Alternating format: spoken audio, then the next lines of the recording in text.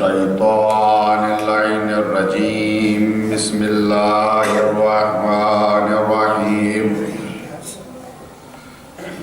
والحمد لله رب العالمين والصلاة والسلام على سيدنا ونبينا وشفيع ذنوبنا وحبيب قلوبنا وطبيب نفوسنا بالقاسم محمد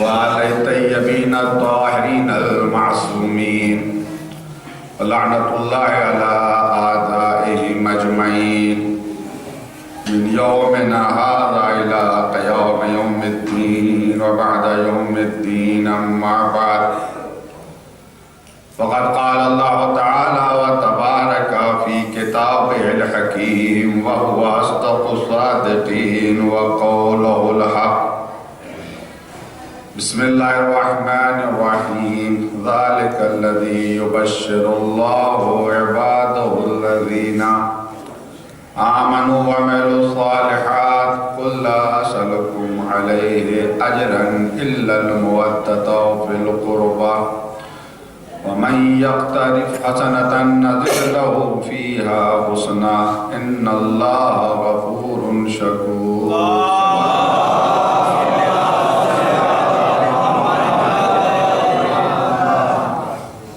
سورہ مبارک شورا کی آیت نمبر 23 مسلسل جس کی تلاوت کا شرف حاصل کیا جا رہا ہے محبت اہل بیت نجات کا راستہ، اس عنوان کے تحت آج ہماری گفتگو اپنے 5ویں اور آخری مرحلے میں داخل ہو رہی ہے۔ بہت سے مطالب نہیں عرض کر سکا، انشاءاللہ مجھ سے بہتر علماء خود اللہ یہاں تو سلسلہ جاری ہی رہتا ہے، آپ سنیں گے۔ کل کی مجلس میں بات یہاں تک پہنچی تھی کہ ہم اظہار محبت میں اور اظہار عداوت میں بھی اہل بیت کے پابند ہیں۔ ایسا نہیں ہے کہ ہم آزاد ہیں، بے شک دین میں حب اور بغض ہے، اس کے علاوہ کچھ نہیں ہے، تولا اور تبرہ ہے، اچھوں سے محبت بروں سے عداوت، یہ دین کا جز ہے، مگر راستہ اور ذریعہ وسیلہ یہ سب کے سب صحیح ہونا چاہیے، بالکل صحیح ہونا چاہیے۔ ہمارے یہاں ایک مشکل یہ بھی آ گئی، یہ ہمارے یہاں سے مراد یعنی عالم اسلام، ان کی ایک بڑی مشکل یہ عالم اسلام کی نظریہ بعض علماء کا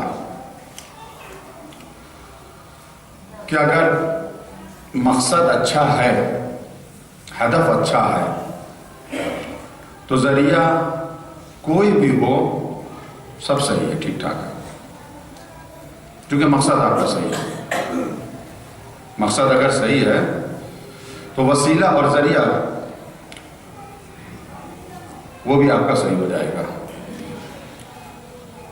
اسی بات کو بنیاد بنا کر آج بے گناہوں کا خون بہایا جا رہا ہے، اسی بات کو بنیاد بنا کر جو طالبان ہیں، داعش ہیں، سوسائڈ بم کرتے ہیں، اس میں بچے بھی مرتے ہیں۔ بھائی بچوں میں تو کوئی گناہ نہیں ہے، یہ تو مکلف نہیں ہے، عورتیں بھی مرتی ہیں، اس میں بے گناہ بھی مرتے ہیں۔ ایک جگہ انہوں نے بم رکھ دیا، کسی امام بارگاہ میں، کسی مسجد میں، یا کہیں کے اوپر کسی درگاہ میں، تو اس میں بہت سے بچے مر جاتے ہیں۔ ابھی چند دن پہلے آپ نے سنا ہوگا کہ پاکستان کے درگاہ کے وہاں بم بلاسٹ ہوا، بچے بھی مرے، عورتیں بھی مرے،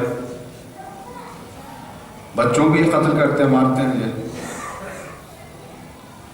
اور یہ کہتے ہیں کہ ہاں بچوں کا قتل کرنا صحیح نہیں ہے، غلط ہے، کیونکہ کسی بھی شریعت میں بچوں کا قتل کرنا جائز نہیں ہے، مگر کیوں قتل کرتے ہیں؟ کس وجہ سے؟ وہ کہتے ہیں کہ مقصد ہمارا صحیح ہے، ہدف ہمارا، گول ہمارا وہ صحیح ہے۔ مثلا کافروں کو قتل کرنا، جہاد، یہ جنت کا دروازہ ہے، یہ جہاد، مقصد ہمارا بہت صحیح ہے۔ چونکہ مقصد ہمارا صحیح ہے، اس وجہ سے یہ وسیلہ بھی ہمارا صحیح ہے، یہ ذریعہ بھی ہمارا صحیح ہے۔ یہ بہت بڑی غلطی ہے جو بیٹھے ہوئے لوگوں کے ذہنوں میں۔ ہمارے مکتب میں، ہمارے مذہب میں، مذہب اہل بیت میں ایسا نہیں ہے۔ مقصد کے ساتھ ساتھ وسیلے کا بھی صحیح ہونا ضروری ہے۔ ایسا نہیں ہے کہ صرف مقصد صحیح ہو، وسیلے میں آزاد ہے۔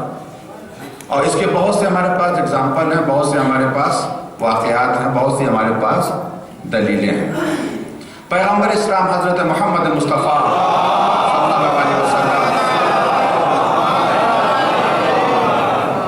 آپ کے پاس مدینہ منورہ میں ایک قبیلے والے آئے، سردار۔ اس زمانے میں یہ سسٹم تھا، آج بھی کہیں کہیں ہے کہ سردار کا فیصلہ آخری فیصلہ ہوتا ہے۔ اگر وہ گڈھے میں گیا تو قوم بھی گڈھے میں گئی، وہ راہ راست پر تو قوم بھی راہ راست پہ۔ تو پہلے عربوں میں یہی طریقہ تھا۔ تو آئے بڑے بڑے سردار، پیغمبر سے کہا کہ ہم مسلمان ہو جائیں گے، ایمان لے آئیں گے، لیکن 3 شرطیں ہیں، آپ مان لیجئے۔ کہا کیا 3 شرطیں؟ کہا پہلی شرط یہ 1 سال تک ہمیں آپ اجازت دے دیجئے اور بتوں کی پوجا کریں۔ ابھی دل نہیں بھرا، 1 سال تک اور پوجا کریں، 1 سال کے بعد جو ہے ہم ان کی عبادت چھوڑ دیں گے۔ دوسری شرط یہ ہے کہ آپ ہم سے نہ کہیے گا کہ بتوں کو اپنے ہاتھوں سے توڑ دو، ہم سے یہ نہیں ہو سکے گا کہ ہم اپنے بتوں کو اپنے ہاتھوں سے توڑیں۔ اور تیسری شرط یہ ہے کہ ہم سے اٹھا بیٹھا نہیں جاتا ہے، یہ معاف کر دیجئے۔ یعنی نماز، یار بڑے متکبر تھے، ان سے جھکا نہیں جاتا تھا، رکوع میں نہیں جایا جاتا تھا، ہم سے اٹھا بیٹھا نہیں جائے گی، نماز ہمیں معاف کر دیجئے۔ دیکھیے اس زمانے میں اسلام پھیلا نہیں تھا، صرف مدینے میں تھا۔ آج کل کے کوئی سیاسی رہنما ہوتے کتنے باتیں کر لیتے ہیں جھوٹے، صرف پبلک کا ووٹ حاصل کرنے کے لیے، لیکن یہ الہی رہنما ہے، یہ الہی رہنما۔ پیغمبر نے کہا تمہاری 2 شرطیں منظور نہیں ہیں، نہ نماز کی چھوٹ دی جا سکتی ہے، نہ بتوں کی پوجا کی چھوٹ دی جا سکتی۔ ہاں تیسری شرط منظور ہے، تم نے یہ کہا کہ بتوں کو ہم اپنے ہاتھ سے نہیں توڑیں گے، ہاں یہ ہمیں قبول ہے، کیونکہ بت شکن تو موجود ہے۔ اب یا رسول اللہ، ساری زندگی بتوں کی پوجا کی ہے، ساری زندگی بتوں کی پوجا کی ہے، 1 سال اور کرنے کیا بگڑ جائے گا؟ بعد میں تو مسلمان ہو جائیں گے۔ مقصد کتنا اچھا ہے کہ راہ راست کے اوپر آ جائیں گے۔ مقصد اچھا ہے مگر وسیلہ اچھا نہیں ہے۔ یا رسول اللہ 1 سال، بھائی ساری زندگی نماز نہیں پڑھی، جانے تھی اور تو مان رہے، زکوٰۃ تو دے رہے ہیں، روزہ تو رکھیں گے، حج تو کریں گے، صرف نمازی تو مسئلہ۔ پیغمبر جواب دیں گے 1 سال کی تو بات جانے دو، 1 لمحے کی بھی اجازت نہیں دے سکتا بت کی پوجا کی، 1 لمحے۔ کیوں؟ اگر اسلام 1 لمحے کی بھی اجازت دے دے تو سامنے والے کو موقع ملے گا وہ کہے کہ 1 لمحے کے لیے اسلام میں بت کی پوجا جائز ہے۔ 1 لمحے نہیں، یہی سیرت ہے معصومین کی۔ مقصد جتنا بھی بلند ہو، مولا کائنات سے کہا، بڑے بڑے سیاسی لیڈروں نے کہا کہ جب آپ کی حکومت مضبوط ہو جائے تب آپ حاکم شام کو معزول کیجئے گا، جب آپ کی حکومت مضبوط ہو جائے، ابھی سیاست تقاضا یہ اسے کام کرنے دیجئے۔ مولانا کا 1 لمحہ بھی برداشت نہیں کر سکتا۔ اگر باطل کو حق 1 لمحے کے لیے برداشت کر لے تو 1 لمحے کے لیے باطل حق بن جائے گا۔ صلوات پہ محمد و آل محمد۔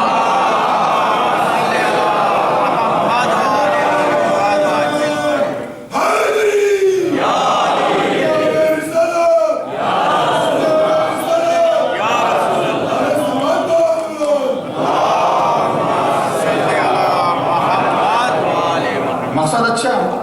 ایک اور ایگزامپل، ایک اور مثال دوں، ایک اور دلیل دوں کہ مقصد کے ساتھ ساتھ وسیلے کا بھی اچھا ہونا ضروری ہے۔ پیغمبر اسلام حضرت محمد مصطفیٰ صلی اللہ علیہ وسلم آپ کے فرزند کا انتقال ہو جاتا ہے مدینہ منورہ میں، جناب ابراہیم کا انتقال ہو جاتا ہے مدینہ منورہ میں۔ اتفاق سے اس دن سورج گرہن ہو گیا، جس دن انتقال ہوا اسی دن مدینے میں سورج گرہن ہو گیا۔ مدینے والے کہنے لگے کہ ہمارا پیغمبر سچا پیغمبر ہے، اس کے غم میں سورج بھی شامل ہے، کائنات وہ پیغمبر کے غم میں شامل ہے۔ اب دیکھیے اس وجہ سے مدینے کے جو لوگ ہیں ان کے ایمان میں اضافہ ہو رہا ہے، ان کے ایمان میں اضافہ ہو رہا ہے کہ ہمارا پیغمبر اتنا عظیم ہے کہ اس کے غم میں کائنات غم زدہ ہے، سورج غم منا رہا ہے۔ اور کوئی رہنما ہوتا سیاسی تو منع نہ کرتا تو خاموش تو رہتا ہی۔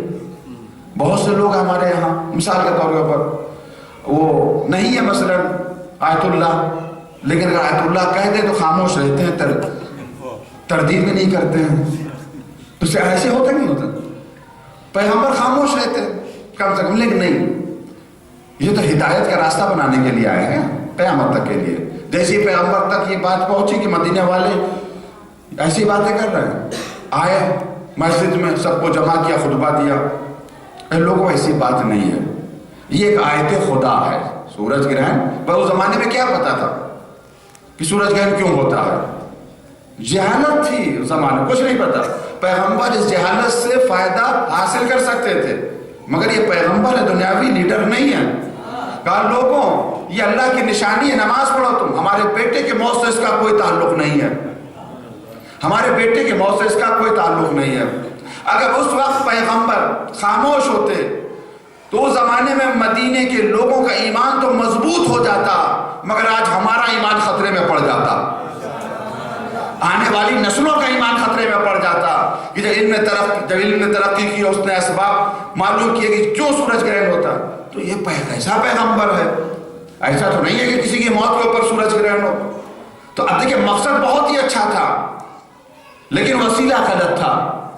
اسلام میں حقیقی یہ ہے، مذہب اہل بیت یہ ہے کہ مقصد بھی تمہارا صحیح ہو، وسیلہ بھی تمہارا صحیح ہو۔ ہمارے کیا بھی کچھ لوگ پٹری سے اتر گئے کہ مقصد ہمارا بڑا صحیح ہے، کیا اہل بیت کے فضائل پڑھنا، امام حسین کے مسائل پڑھنا، بے شک مقصد بس بہت صحیح ہے لیکن وسیلہ بھی صحیح ہونا چاہیے۔ بیٹا فضائل پڑھنا بہت ثواب ہے لیکن آزاد نہیں ہو کہ جیسے چاہو ویسے پڑھو، جو دل میں چاہے وہ پڑھو۔ مسائل پڑھنا بہت ثواب ہے، رونا رلانا، لیکن یہ نہیں ہے کہ آپ وسیلے میں بالکل ہم آزاد ہو گئے، چاہے جھوٹے مسائل پڑھیں چاہے تاریخ میں ہو یا نہ ہو، نہیں، وسیلے میں بھی ہم پابند ہیں میرے عزیزوں۔ منع یہی مشکل ہے کہ اگر ہمارا مقصد بڑا اچھا ہے، دین کی خدمت کرنا، آزاداری کی خدمت کرنا، تو ہمیں راستے کے اوپر، وسیلے کے اوپر، ذریعے کے اوپر زیادہ توجہ کی ضرورت نہیں ہے۔ نہیں، مذہب اہل بیت ہم سے تقاضا کر رہا ہے مقصد کے ساتھ ساتھ تمہارا وسیلہ بھی درست ہونا چاہیے۔ تب یہ نہ دیکھو کون کتنے لوگوں کو بھیج رہا ہے زیارت کے لیے، مقصد اس کا بہت صحیح ہے، رہا ہوگا، لیکن وسیلہ کتنا صحیح ہے، حرام کی دولت سے بھیج رہا ہے یا حلال کی دولت سے بھیج رہا ہے۔ بعض لوگ حرام کی دولت کما لیتے ہیں اور کچھ پیسہ تھوڑا امام حسین کے نام پر انہوں نے لگا دیا۔ میں نے کہا لرزیت آج بھی عرض کر رہا ہوں، خدا کو کوئی دھوکہ نہیں دے سکتا، امام حسین کو کوئی دھوکہ نہیں دے سکتا۔ وہ مطمئن ہو گئے، حرام کی دولت آزاداری پر لگا، اور بعض لوگ کہتے ہیں ہمارے پیسے کی وجہ سے آزاداری میں اتنی شان و شوکت ہے، اتنے بڑے پیمانے پر آزاداری ہو رہی ہے۔ معافی چاہتا ہوں میرے عزیزوں، مگر یہ جملہ کہہ کے رہوں گا، یہ امام حسین کی آزاداری حرام دولت سے نہیں پھیلی ہے، اس میں حرام دولت ہے، حسین کی آزاداری سیدہ کی دعاؤں سے پھیلی ہے۔ صلوات محمد و آل محمد۔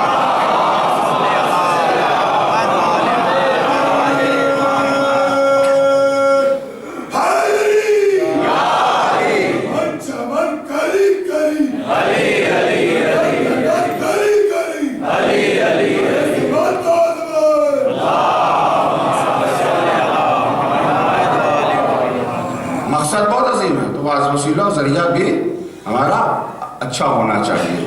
آزاداری ایک عظیم عبادت ہے.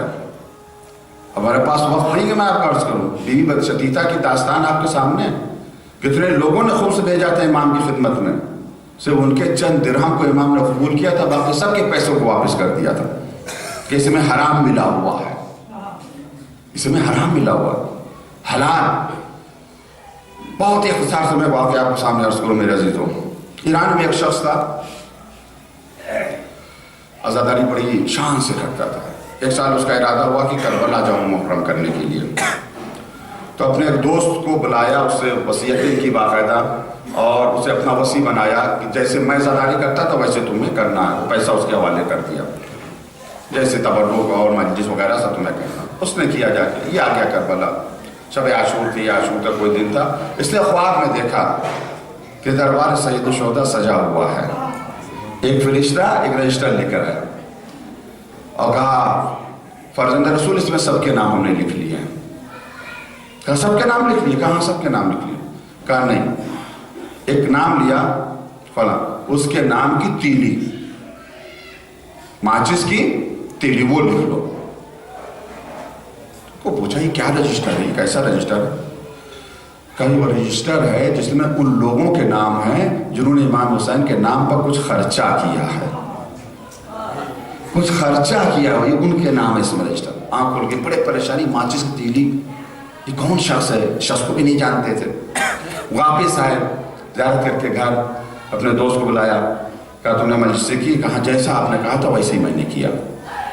ایک ایک جزیات پوچھے, لیکن ماچس کا تیلی یہ معمہ حل نہیں ہوا. آخر میں ان کا ایک تھا بورچی کون تھا, تو نام لیا بورچی, فلاں بورچی تھا جس نے حصہ پایا تھا, تبرک بنایا تھا, پکایا تھا. نام وہی تھا جو خواب میں. فوراً بورچی کو بلایا, کہا تم نے کس طریقے سے پکایا؟ بتایا میں کس سے. کہا آخر کچھ تو تم نے خدمت کی ہے. کہا بھائی کچھ نہیں کی. ایک دن میں آیا تھا صبح نظر بنانے کے لیے, گھر والے سو رہے تھے, تو ہمارے پاس ماچس نہیں تھی چولہا جلانے کے لیے, کہ گھر والے سے لیتے تبھی تو میری اپنی ماچس تھی. تو میں نے سوچا چلو کون ان لوگوں کو زحمت دے, تو اپنی ماچس سے میں نے چولہا جلایا. کہا مبارک ہو, وہ ایک تیلی قبول ہو گئی ہے. تو سید الشہداء یہ کریم فرزند کریم ہے. 10 پیسے بھی خرچہ کرو گے تو ان کی نظروں میں آ جائیں گے, مگر شرط یہ ہے کہ یہ حلال کے ہونے چاہیے. صلوات محمد و آل محمد.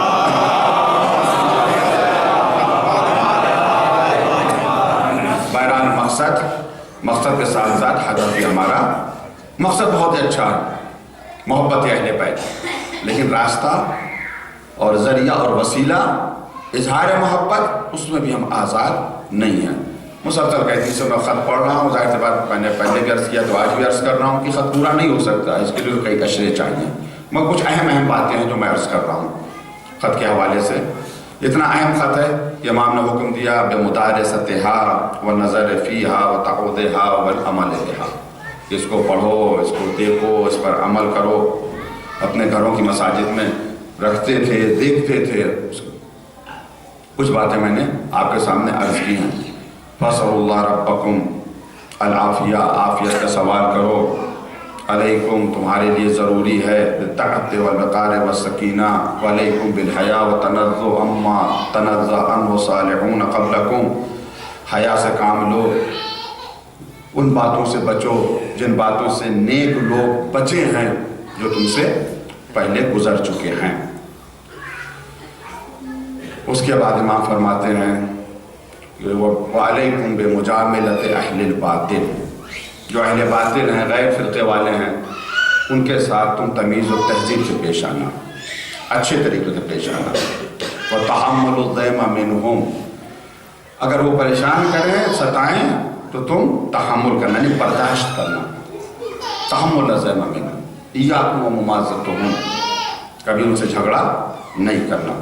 پھر کیا کرو, دین فیما بینکم وبینہم اذا انتم جالستموہم وخالطتموہم ونازعتموہم الکلام, جب تم ان کے ساتھ بیٹھو نشست و برخاست کرو, مخالطہ کرو, مخلوط ہو جاؤ, ان کے ساتھ ملو, کلامی گفتگو کرو, بحث و مباحثہ کرو.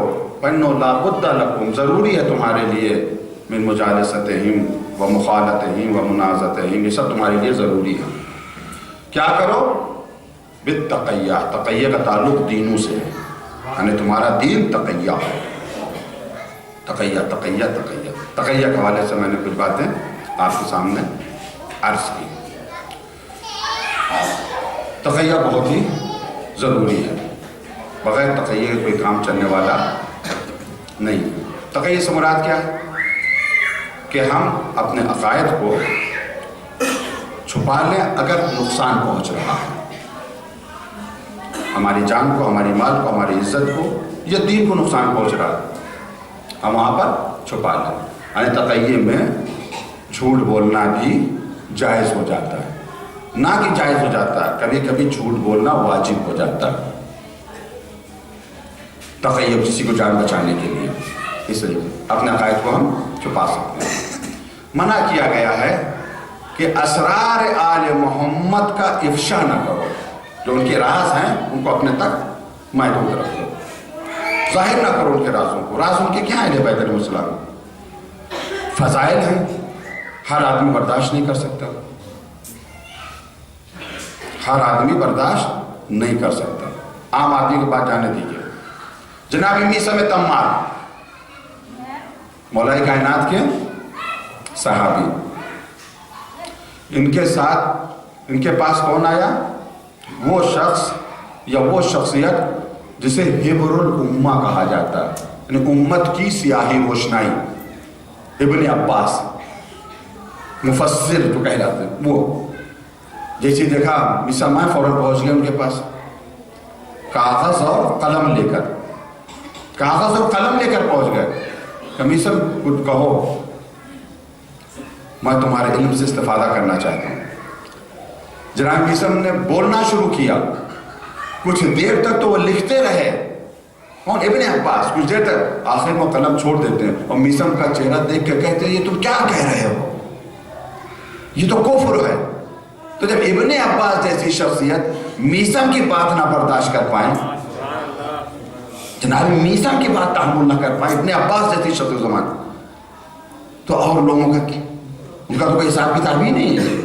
تو ہر جگہ فضائل نہیں پڑھنے چاہیے، جہاں تحمل ہو، اور خاص کر تبرع کے حوالے سے آج دیکھیں آزاد ہو جاتے ہیں ہمارے بعض خطبہ، بعض ذاکرین، پبلک میں بھی ایک جوش آ جاتا ہے بہت زیادہ، واہ واہ واہ واہ، نعرے نعرے نعرے، چھتیں پھٹ جاتی۔ یہ واہ واہ اور یہ نعروں کی آواز سے اگر اسلام کو تقویت پہنچ رہی ہے تو ان کی عظمتوں پر لاکھوں سلام۔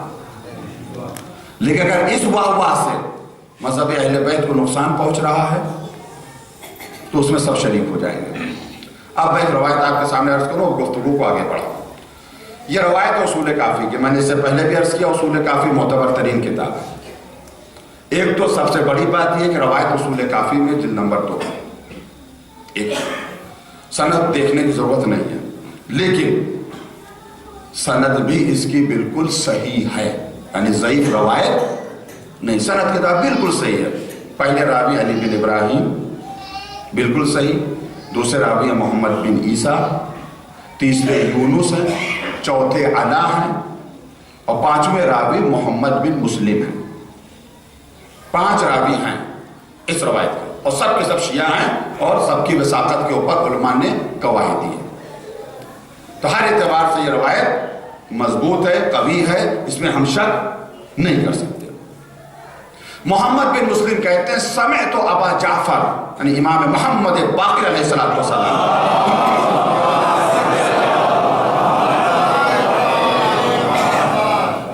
آپ فرماتے ہیں یحشر العبد یوم القیامہ ما ندیا دمن، ایک شخص کو قیامت کے دن لایا جائے گا، ایک بندے کو حاضر کیا جائے گا قیامت کے دن، وہ شخص ایسا ہوگا کہ اس نے کبھی خون نہیں بہایا ہوگا، ما ندیا دمن، یعنی کسی کا مرڈر نہیں کیا ہوگا، یدفع الیہ شبہ محجمۃ او فوق ذلک، ایک پیالہ دیا جائے گا اسے، محجمہ حجامت، حجامت پہلے زمانے میں علاج، اب بھی علاج ہوتا ہے، سنتی علاج ہے، فاسد خون نکالا جاتا ہے جسم سے، تو کٹورے میں اسے جمع کیا جاتا ہے فاسد خون میں. تو اس کے سامنے ایک پیالہ رکھا جائے گا جس میں اتنا خون ہوگا جتنا حجامت کے وقت خون ہوتا ہے یا اس سے زیادہ ہوگا. کہاں؟ محشر کے دن، قیامت کے دن پیالہ رکھا دیا جائے گا، اس میں خون ہوگا. فَيُقَالُ لَهُ، اس سے کہا جائے گا هَذَا سَحْمُكَ مِن دَمِ فَلَانٍ، جو فلاں کا مرڈر ہوا تھا، خون ہوا تھا، اس میں تیرا یہ حصہ ہے. یعنی اس کے خون میں تو شریک، اس کی فلاں کر. تو کہے گا یا رب انکا لتعلم انکا قبضتنی ما سفقت دمن، میرے اللہ تجھے پتا ہے کہ میں نے کسی کا مرڈر نہیں کیا مرتے دم تک. یہ کہاں سے آ گیا میرے گردن کے اوپر خون؟ میں نے کسی کا قتل نہیں کیا، میں قاتل نہیں ہوں. یہ کیسا الزام میری گردن کے اوپر آ گیا؟ اس سے کہا جائے گا، امام فرماتے ہیں کیا کہا؟ سمعت من فلان روایتاً روایتها علیہ، تو نے فلاں سے ایک روایت سنی، اس روایت کو تو نے بیان کیا. نقلت حتی صارت الی فلان جبار، وہ روایت نقل ہوئی یہاں تک ظالم حاکم تک پہنچ گئی. تو ظالم حاکم نے اس راوی کو قتل کر دیا اس روایت کی بنیاد پر، تو تم بھی شریک ہو گئے. کیا کیا تھا اس نے؟ کوئی جھوٹی روایت نہیں پڑھی تھی، ایک صحیح روایت پڑھی، مگر راوی کا نام لے لیا اس نے. ظاہر سی بات ہے یا وہ روایت ایسی ہوگی جس میں ایسے فضائل ہوں گے جسے وہ لوگ برداشت نہ کر پائے، یا دشمنوں کی برائیاں ہوں گی، دو ہی باتیں ہوں گی. جب حاکم تک وہ روایت پہنچی، کس نے بیان کیا؟ کون ہے ایسے بات کہنے والا؟ وہ فلاں، گرفتار کر کے لاؤ. لائے گرفتار، فوراً قتل کر، کیونکہ تم مشرک ہو گئے ہو، تم کافر ہو گئے ہو. تو جب روایت بیان کر دی جائے، صحیح روایت، مگر اس کی وجہ سے کسی کا قتل ہو جائے تو اس قتل میں شریک ہیں، اس گناہ میں شریک ہیں. تو اگر تبرہ پڑھنے کی وجہ سے، فضائل پڑھنے کی وجہ سے کسی مومن کا قتل ہو جائے، کسی مومن کا مرڈر ہو جائے، تو کیا خون گردن پہ نہیں آئے گا؟ ظلم کرنا حرام ہے، قتل کرنا حرام ہے. بھائی قاتل کئی طرح کے ہوتے ہیں، ایک وہ ہوتا ہے جو چاقو سے گردن کاٹتا ہے، ایک وہ بھی قاتل ہے جو چاقو فراہم کرتا ہے، ایک وہ بھی قاتل ہے جو پتہ بتاتا ہے مقتول کا. ہر طرح کے قاتل ہوتے ہیں.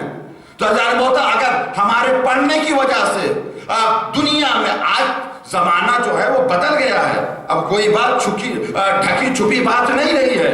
آگے انٹرنیٹ کے اوپر تقریریں آپ دیکھیے جا کر، ماشاءاللہ سے سبھی لوگ انٹرنیٹ استعمال کرتے ہوں گے. حق 4 یار میں دیکھیے جا کے، سپاہی صحابہ کی یہ سائٹ ہے، کتنی تقریریں ہمارے ذاکروں کی پڑھی ہوئی ہیں. شیعہ کافر، ان کے کافر ہونے کا یہ ثبوت، آئیڈیو ثبوت. ہمارے یہاں بھی تقریریں پڑھی ہوئی ہیں. یہ شیعہ کہتے ہیں ہمارے خلفاء کو. ظاہر سی بات ہے، اب وہ تو ان کا ایک نتیجہ ہے، نکال لیتے ہیں. میں جب 1 سال حج کے اوپر گیا تو وہاں کے اوپر ایک کتاب مجھے ملی. کتاب کا نام تھا شیعہ کافر. دکان میں کتاب تھی، اس کتاب کا نام تھا شیعہ کافر. عربی میں کتاب تھی، میں نے لے لی، پڑھنا شروع کیا. میں بھی دیکھیں شیعہ کافر ہیں تو ہم کتنے بڑے کافر ہیں، کیسے کافر ہیں. اب انہوں نے جو بکواسات اس میں لکھے تھے کیا بتاؤں. میں جیسے جیسے کتاب پڑھتا گیا میرا ایمان بڑھتا گیا کہ ہم بڑے مومن ہیں. واقعی اس میں ایک شیعہ وہ نماز کے بعد 3 مرتبہ اللہ اکبر اللہ اکبر اللہ اکبر نہیں کہتے. جناب پڑھ گئی، کہتے ہیں خانہ جبرائیل خانہ جبرائیل خانہ جبرائیل. جبرائیل نے خیانت کی، جبرائیل نے خیانت کی، جبرائیل نے خیانت کی. کیا اللہ کا حکم تھا کہ وہی لے کر علی کے پاس جاؤ، جبرائیل نے خیانت کی، نبی کے پاس آ گئے.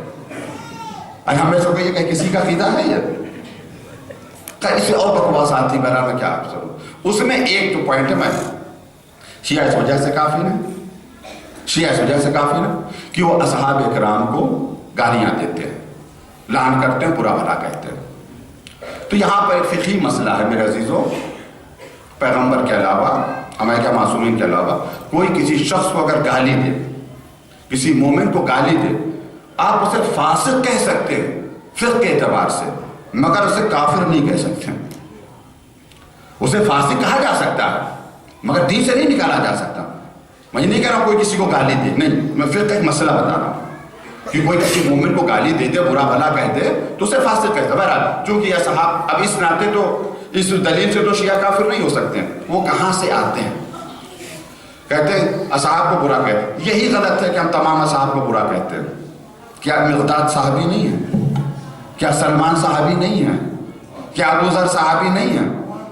ایسا نہیں ہم تمام اصحاب کو برا کہتے ہیں۔ ہاں کچھ صحابی ایسے ہیں ہم ان اصحاب کو برا کہتے ہیں کہ صحیح بخاری میں جن کے لیے کہا گیا ہے، بالکل ذمہ داری سے عرض کر رہا ہوں، بخاری شریف میں یہ حدیث ہے کہ پیغمبر اسلام حضرت محمد مصطفیٰ صلی اللہ علیہ وسلم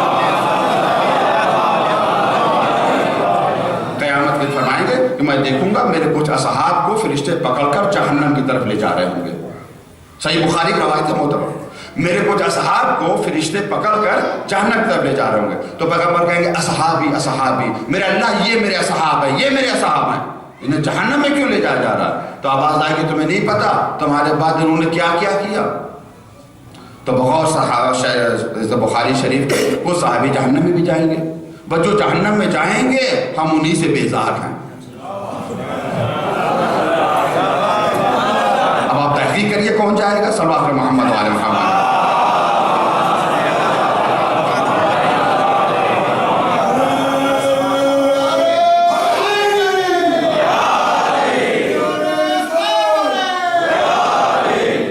تو بہرحال اس طریقے سے لے کے آئے کہ اصحاب اکرام، ہمارے یہاں فتاوے ہیں مراجع اکرام، کسی کو ہم برا نہیں کہہ سکتے، کسی کو گالی نہیں دے سکتے، غلط اگر کوئی کر رہا ہے اس طریقے سے تو وہ غلط ہے، صحیح بالکل نہیں ہے، وہ مذہب اہل بیت کو نقصان پہنچا رہا ہے جہالت کی وجہ سے۔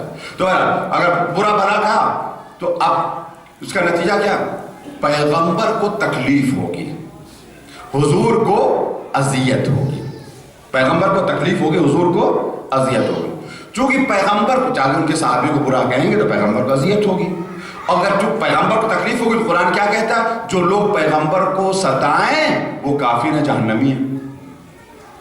دیکھیے کہاں سے آتے ہیں، ایک مدینہ منورہ میں تھا، زیارت کر رہا تھا، ایک شخص میرے آگے تھا، شام کا رہنے والا، کئی سال پہلے کی بات ہے، وہ ایک کپڑا لے کے آیا تھا، چادر، اس وقت متوے وہاں کھڑے ہوئے تھے، اس نے کہا بھائی میں جب چلا تو میرے گاؤں کے کسی نے یہ چادر دی، اسے کہا کہ پیغمبر کے روضے پہ چڑھا دینا، میں کیا کروں؟ جو متوے وہاں پہ تھے، متوے یعنی وہ مولانا کہہ لیں، مولوی کہہ لیں، جو بھی کہہ لیں، دین کے ٹھیکیدار کہہ لیں، جو بھی کہہ لیں، بہرحال وہ وہاں پر موجود تھے۔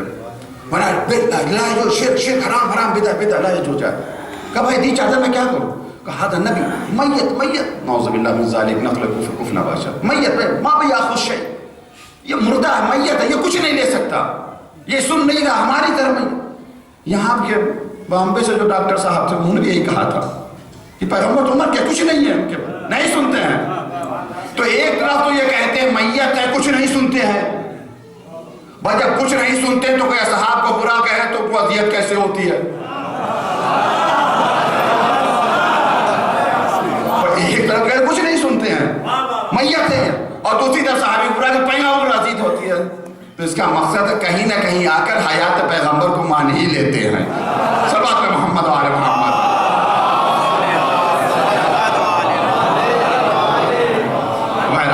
تو یہ ہمارا اوپر الزام غلط ہے کہ ہم تمام اصحاب کو برا کہتے ہیں، نہیں۔ ہاں کچھ ہے مختلف فیہ تو ان کے لیے ہمارے علماء کا اور ہمارے ائمہ کی سیرت رہی ہے، اور اسی سیرت ہمارے لیے حجت ہے۔ کیا ائمہ سے سوال نہیں کیا جاتا تھا اصحاب کے بارے میں؟ کیسے کیسے جواب دیے، تاریخ میں چوتھے امام سے پوچھا گیا، چھٹے امام سے پوچھا گیا، ہر امام سے پوچھا گیا، کیسے خوبصورت جواب دیے۔ وہی راستہ ہمارے لیے جانے محترم، ورنہ اگر خون بہ رہا ہے تو اس میں ہم شریک ہیں۔ آج جو ہو رہا ہے کافر کہا جا رہا ہے اور تیار کیا جا رہا ہے، مواد کون دے رہا ہے؟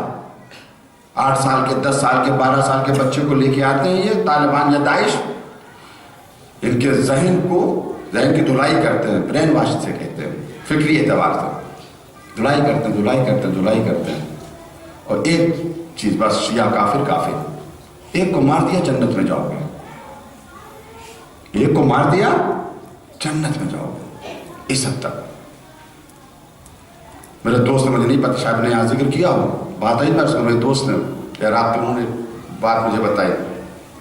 پولیس والوں نے ایک داعش کو پکڑ لیا جو سوسائڈ بم اس کے پاس تھا, ہاتھ پیر اس کے پکڑ لیا. اب وہ جب باندھ دیا اس کو رسی تو بار بار اپنے بازوؤں کو کاٹ رہا ہے, بار بار کاٹ رہا ہے. چھوڑ دو تم, کیوں تم بے گناہوں قتل کرنے کے لیے؟ کہا جلدی مجھے مار دو, جلدی سے گولی مار دو مجھے, جلدی سے. کہ کیوں مرنے کے لیے اتنا بےتاب ہے؟ کہا دوپہر کا کھانا اور رسول اللہ کے ساتھ جنت میں. دیکھیے گا کس طریقے سے دوپہر کا کھانا جنت میں رسول اللہ. پکڑنے والے بھی بڑے اچھے تھے. 4 گھنٹے کے بعد قتل کیا. کہا جاؤ دعوت ختم ہو گئی, برتن مانجنے جاؤ. صلوات محمد وعلی محمد.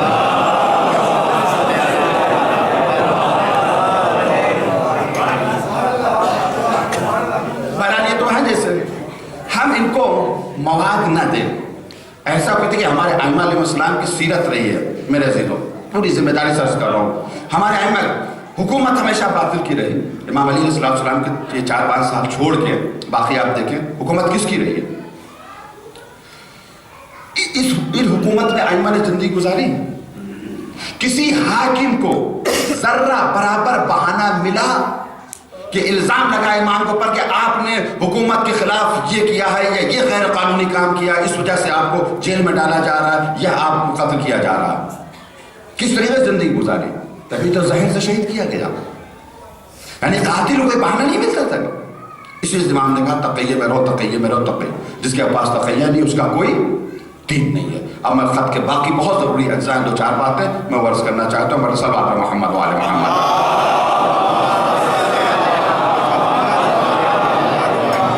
تو ہمارے لیے ضروری ہے کہ ہم رہیں ان لوگوں کے ساتھ. ایسا تو نہیں کہ ان کا بھائی کاٹ کریں, نہیں. اب خط کیا کہتا ہے امام کا؟ اذا ابتلیتم بذالک, ابتلیتم, ابتلا بلا یعنی آزمائش اور امتحان. جب تمہاری آزمائش اس کے ذریعے ہو, کیا مقصد؟ یعنی تم جب غیروں کے ساتھ بیٹھو, ان سے گفتگو کرو, یہ سمجھ لو کہ تمہاری آزمائش ہو رہی ہے, امتحان ہو رہا ہے. سورہ عنکبوت میں کیا الف لام میم احسب الناس ان یترکوا ان یقولوا آمنا وهم لا یفتنون. کیا لوگوں نے یہ سوچ رکھا ہے کہ بس وہ یہ کہتے ہیں ہم ایمان لیا, ان کا امتحان نہیں لیا جائے گا؟ نہیں, سب کا امتحان ہم لیں گے, سب کا امتحان لیں گے. سورہ بقرہ میں کہا وَلَنَبْلُوَنَّكُمْ بِشَيْءٍ مِّنَ الْخَوْفِ وَالْجُوعِ وَنَقْصٍ مِّنَ الْأَمْوَالِ وَالْأَنفُسِ وَالثَّمَرَاتِ وَبَشِّرِ الصَّابِرِينَ الَّذِينَ إِذَا أَصَابَتْهُمْ مُصِيبَةٌ قَالُوا إِنَّا لِلَّهِ وَإِنَّا إِلَيْهِ رَاجِعُونَ. ہم آزمائیں گے, ضرور آزمائیں گے. خوف سے, جان کی کمی سے, مال کی کمی, ہر طرح سے تمہارا امتحان لیں گے. تو امتحان تو ہوگا. اس خط میں چھٹے امام کیا فرما رہا ہے؟ اذا ابتلیتم بذالک, جب تمہارا امتحان اس سے لیا جائے, یعنی ان کے ساتھ تم رہو, یہ سمجھ لو کہ تمہارا امتحان ہے اور اس امتحان میں تمہیں پاس ہونا ہے. پروردگار نے جناب ابراہیم کا امتحان لیا. اذ ابتلی ابراہیم ربہ بکلمات فتمہن قال انی جاعلک للناس اماما قال ومن ذریتی قال لا ینال عہد الظالمین. جناب ابراہیم اپنے امتحان میں کامیاب ہوئے. پروردگاروں نے امتحان تو سب کا ہوگا, اور حیثیت کے اعتبار سے, عقل کے اعتبار سے, ایمان کے اعتبار سے امتحان ہوگا سب کا. اور پروردگار کی یہ سیرت رہی ہے, جو جتنا خدا کے قریب رہا ہے اس کا اتنا ہی سخت امتحان ہوا ہے, ڈھیل نہیں ہے. یہ دنیاوی حکمراں ہیں, جو جتنا قریب ہو اتنا ہی زیادہ فائدہ اٹھائے. وہاں معاملہ کچھ الٹا ہے, اس کا ایک الگ فلسفہ بہرا. تو امتحان ہوگا. امام فرماتا ہے اذا ابتلیتم بذالک, جب تمہارا امتحان لیا جائے, آزمائش لی جائے اس کے ذریعے سے. کتنا کریم ہمارا امام. ایگزام ہوتا ہے, بچے امتحان دیتے ہیں.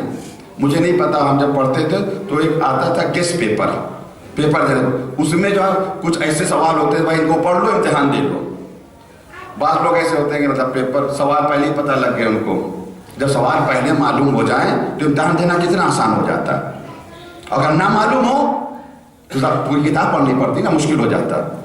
امام اتنا کریم ہے, وہ کہہ رہا پوری کتاب پڑھنے کی ضرورت نہیں ہے, میں پہلے ہی سوال بتا دے رہا ہوں تاکہ پوری تیاری سے آؤ. اذا ابتلیتم بذالک, جب تمہارا امتحان اس کے ذریعے سے ہو, جانتے کیا ہوگا؟ اس کا نتیجہ یہ ہوگا کہ وہ تمہارے ساتھ کیسا سلوک کریں گے. وہ تمہارے ساتھ تعرفون المنکرہ فی وجوہہم، تم ان کے چہروں کو دیکھو گے تو ناپسندگی کے آثار ان کے چہرے پر ہوں گے. یہ کون ہے؟ یہ خارجی. ایک مرتبہ معلوم ہو جائے کہ اہل بیت کا چاہنے والا ہے، دیکھ کیسا منہ بناتا ہے خارجی طریقے. امام فرماتے ہیں کہ جب تم ان کے ساتھ نشست و برخاست کرو گے، یہ نہ سمجھو تم اچھی طریقے سے گفتگو کرو گے، مگر وہ ایسے نہیں ہیں، وہ ایسے نہیں. ان کا تمہیں یہ توقع نہیں رکھنا چاہیے کہ جب تم ان کے ساتھ حسن سلوک کرو گے تو وہ بھی حسن سلوک کریں گے. نہیں، ایسا نہیں ہے. اذا ابتلیتم بذالک، جب ابتلا ہو جائے گی تو دیکھو گے تعرفون المنکر فی وجوہہم، ان کے چہروں سے نفرت کے آثار.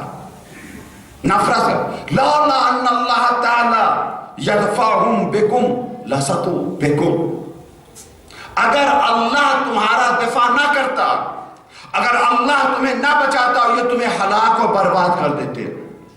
آپ تاریخ میں جانے کی ضرورت نہیں ہے، موجودہ زمانے میں آپ دیکھ لیں تمام اسباب ہلاکت کے مہیا کر لیے، لیکن کون ہے بچانے والا؟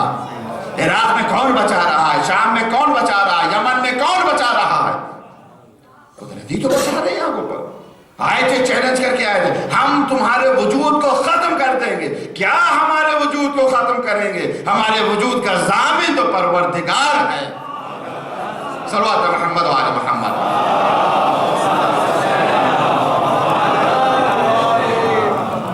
یہ نہ سمجھو تمہیں جواب دیں گے. تعرفون المنکر فی وجوہہم، تم ناراضگی نفرت کے آثار ان کے چہرے پر. وما فی صدورہم من العداوۃ والبغض اکثر مما یبدون لکم، ان کے دلوں میں تمہاری جو نفرت ہے وہ بہت زیادہ ہے جس کا وہ اظہار کر رہے ہیں. یعنی جو اظہار کرے بہت کم ہے، جو چھپائے ہوئے بہت زیادہ ہے. مجالسکم و مجالسہم واحدہ ارواحکم و ارواحہم مختلفہ، تمہاری نشست تو ایک ہے، بیٹھتے تو ایک ساتھ ہو، اٹھتے تو ایک ساتھ ہو، مگر تمہاری روحیں اور ہیں، ان کی روحیں اور ہیں. ارواحکم و ارواحہم مختلفہ، الگ الگ روحیں ہیں، ان کی روحیں الگ ہیں. ایک شخص مولا کائنات کے پاس آیا اور کہا مولا میں آپ سے محبت کرتا ہوں. ہم نے کہا نہیں تم میرے محب نہیں ہو. کہا نہیں میں آپ سے محبت کرتا ہوں. کہا میرے محب نہیں. کہا آپ کیسے کہہ رہے ہیں؟ کہا تو آپ تھا ہی نہیں عالم ارواح میں میرے پاس، میں نے تجھے وہاں دیکھا ہی نہیں، جب وہاں نہیں دیکھا تو یہاں کیسے میرا محب ہو سکتا؟ ارواحکم ارواحہم مختلف لا تعتلفوا، الفت ہو ہی نہیں سکتی، محبت ہو ہی نہیں سکتی. نہ دل سے تم ان سے محبت کر سکتے ہو، نہ وہ تم سے محبت کر سکتے ہیں. امام فرما رہا ہے نہیں ہو سکتا. پھر کیا کریں؟ عجیب خطرے میرے عزیز، عجیب پیغام امام فرما. امام کہہ رہے ہیں فَتُجَامِلُونَهُمْ، ان کے ساتھ تہذیب تمیز اور حسن سلوک کرو تم. فَتُجَامِلُونَهُمْ وَتَصْبُرُونَ عَلَيْهِمْ، وہ ستائیں تو تم صبر کرو. وَلَا مُجَامِلَةَ لَهُمْ وَلَا صَبْرَ لَهُمْ وَلَا شَيْءٍ، لیکن نہ وہ تمہارے ساتھ حسن سلوک کریں گے، نہ وہ صبر کریں گے تمہارے لیے. انہیں جب موقع ملے گا وہ تمہیں ستائیں گے. اب تھوڑا سا غور کریں میرے عزیزو، نتیجے تو میں آپ کے لا رہا ہوں. امام نے کیا فرمایا؟ بیٹھو ان کے ساتھ، یہ جو ناصبی ہیں خارجی جو بھی ہیں اپنے، بیٹھو ان کے ساتھ اچھی طریقے سے بیٹھو، تقیّ میں رہو، تقیّ. اور یہ نہ سمجھو تم کہ تمہارا جواب، تمہاری محبت کا جواب یہ محبت سے دیں گے.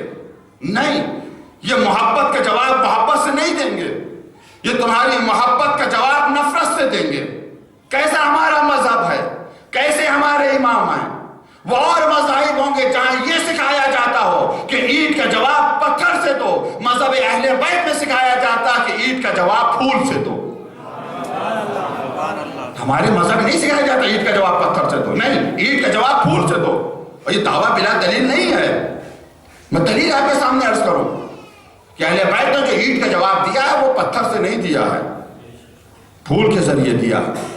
ہمارے ایک شخصیت امام حسین کی عاشور کی ہے، عاشور کے بعد کی ہے، اس سے تو بچہ واقف ہے. وہ حسین جو عاشور کے دن پیدا ہوا، اس حسین سے تو سب واقف ہے، لیکن ایک امام حسین کی شخصیت عاشور کے پہلے کی بھی ہے، وہ تاریخ اس سے سب واقف نہیں ہیں، ہمیں اس کی طرف متوجہ ہونا چاہیے۔ وہ امام حسین کی سیرت، کہا جاتا ہے دونوں بھائیوں کے مزاج میں اختلاف تھا، بڑا اختلاف تھا دونوں بھائیوں کے مزاج میں، ایک کا سر تھا دوسرا کا گرم تھا، معاذ اللہ امام حسین بڑے جوشیلے تھے، جوش آ جاتا ہے، ایسا کچھ نہیں ہے، دونوں کا مزاج ایک تھا کیونکہ دونوں معصوم تھے، دونوں کا مزاج ایک تھا۔ اگر امام حسن کی جگہ امام حسین ہوتے تو یہ بھی سلوک کرتے، امام حسین کی جگہ امام حسن ہوتے تو یہ بھی جہاد کرتے۔ امام حسین کے زمانے مدینے میں اسام نام کا ایک شخص شام سے آتا ہے، آنے کے بعد دیکھتا ہے امام حسین علیہ السلام کو، کہا انت ابن تراب، تم ابو تراب کے فرزند ہو؟ امام نے کہا ہاں میں ابو تراب کا فرزند ہوں۔ بس شروع ہو گیا، ذہنوں کو بھرا گیا تھا نا، ذہنوں میں زہر کو ذہنوں میں بھرا گیا تھا۔ یہ دیکھیے کس کی سیرت ہے جو آج تک ہے، وہی زہر بھرا جا رہا، بہت زہر، برا بھلا کہنا شروع کیا، مولا کائنات کے امام حسین کو گالیاں دینا شروع کی۔ اور کوئی ہوتا تو کیا کرتا؟ دیکھیے حسین ابن علی، کوئی اگر آپ کو برا کہہ رہا ہے، گالیاں دے رہا ہے، چیخ و چلا رہا ہے، آپ اگر غصے سے اس کی طرف دیکھیں گے تو اس کا غصہ اور بڑھے گا، لیکن اگر آپ بہت ہی سکون اطمینان سے محبت بھری نظروں سے مسکرا کر اس کی طرف دیکھیں گے تو آدھا غصہ تو ایسی اس کا خود بخود نیچے آ جائے گا۔ یہ مولا کائنات کو برا کہہ رہا ہے، امام حسین کو برا، وہ بھی مدینے میں، جو پتہ نہیں امام حسین نے محبت بھری نظروں سے اسے دیکھا، مسکرائے، پھر گھبرا گیا، یہ اسے شاید کوئی اور ہی امید ہو، گھبرا گیا۔ تو امام کہتے ہیں سنبھل کے، اس طرح سے گفتگو نہیں کی جاتی۔ اور اس کے بعد امام فرماتے ہیں اعوذ باللہ من الشیطان الرجیم بسم اللہ الرحمن الرحیم خذ العفو وامر بالعرف واعرض عن الجاہلین، معاف کر دو، نیکیوں کا حکم دو، جاہلوں سے منہ موڑ لو۔ قرآن کی یہ آیت پڑھتے پھر میں بہت شرمایا، میں تو سمجھا تھا ڈانٹیں گے، چلائیں گے، چیخیں گے۔ امام نے اس آیت کو پڑھنے کے بعد کہا بھائی میں تمہارے لیے اپنے لیے اللہ سے طلب مغفرت کرتا ہوں۔ دیکھ کیا سیرت ہے معصوم کی، اگر یہ کہتے کہ میں تمہارے لیے اللہ سے مغفرت طلب کر رہا ہوں تو بات شاید اس کے دل پہ نہ ہو، لیکن اب میں تمہارے لیے اور اپنے لیے اللہ سے طلب مغفرت کر رہا ہوں۔ تم شامی ہو، شام کے رہنے والے ہو؟ کہا ہاں۔ مسافر ہو؟ کہا ہاں میں مسافر۔ مدد کی ضرورت ہے، میں تمہاری مدد کے لیے تیار ہوں۔ کہ جب یہ کہا تو میں بہت شرمندہ ہوا، اور شرمندگی کے آثار میرے چہرے پر نمایاں ہوئے۔ جب دیکھا کہ میں بہت شرمندہ ہوں تو امام نے سورہ یوسف کی آیت پڑھی، لا تثریب علیکم اليوم یغفر اللہ لکم وہو ارحم الراحمین۔ جاؤ، جناب یوسف نے اپنے بھائیوں سے کہا تھا، کتنا ظلم کیا تھا بھائیوں نے، کنویں میں گرایا، بیچ دیا، سب کچھ کیا نہیں کیا، لیکن جب آئے مصر میں معافی مانگے، جناب یوسف نے کیا کہا، لا تثریب علیکم اليوم، آج کے دن تم پر کوئی ملامت نہیں ہے، یغفر اللہ لکم، اللہ تمہیں معاف کر دے گا، انہ هو الرحم الرحیم، وہ بہت زیادہ رحم کرنے والا۔ اسی آیت کی تلاوت امام نے کی، اسی آیت کی تلاوت امام نے کی کہ مجھے ایسا لگ رہا تھا کہ بس زمین پھٹ جائے میں اس میں سما جاؤں، زمین پھٹ جائے میں اس میں سما جاؤں۔ میں دور ہوتا گیا، دور چلا گیا امام حسین سے، لیکن جب تک زندہ رہا روئے زمین پر علی اور حسین سے زیادہ کوئی محبوب میرے نزدیک نہیں رہا۔ دیکھو اینٹ کا جواب پتھر سے اگر دیا جائے گا تو سر پھوٹے گا، خون نکلے گا، لیکن اگر اینٹ کا جواب پھول سے دیا جائے گا تب بھی سر پھوٹے گا، مگر ہڈی کا سر نہیں پھوٹے گا، دشمنی کا سر پھوٹے گا، تکبر کا سر پھوٹے گا، عداوت کا سر پھوٹے گا۔ یہی اہل بیت کی سیرت ہے۔ صلوات علی محمد و آل محمد۔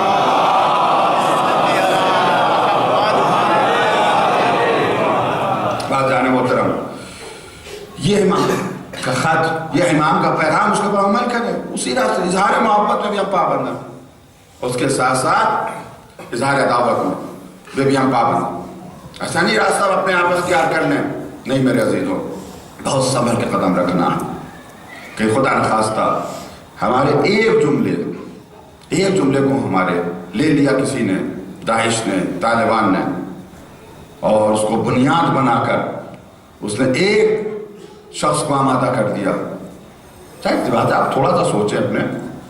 اب میں کہاں تک عرض کروں آپ سے.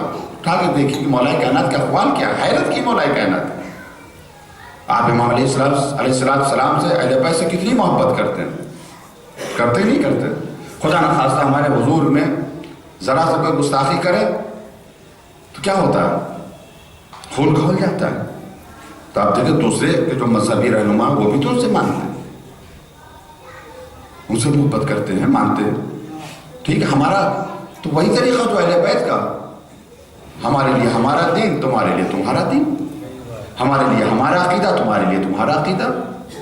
فیصلہ تو قیامت کے دن ہوگا, کون حق کے اوپر ہے کون باطل کے اوپر ہے. ذمہ داری ہماری یہ ہے کہ ہم ایسا کوئی کام نہ کریں جس کی وجہ دنیا میں کہیں کے اوپر بھی, بہت بڑی دنیا ہے, بہت بڑی دنیا, بہت بڑی دنیا, کہیں کے اوپر ہماری وجہ سے کسی بھی اہل بیت کے چاہنے والے کی جان یا مال یا عزت یا آبرو خطرے میں نہ آئے.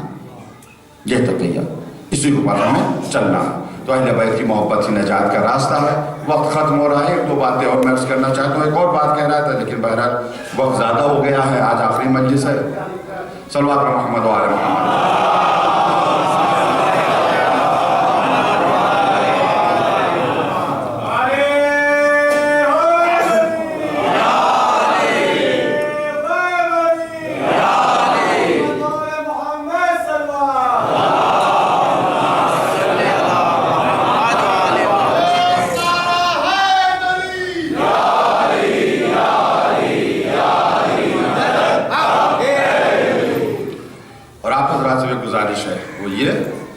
ہم سب کی ذمہ داری ہے. یہ نہیں کہ صرف پڑھنے والے کی ذمہ داری ہے, سب کی ذمہ داری ہے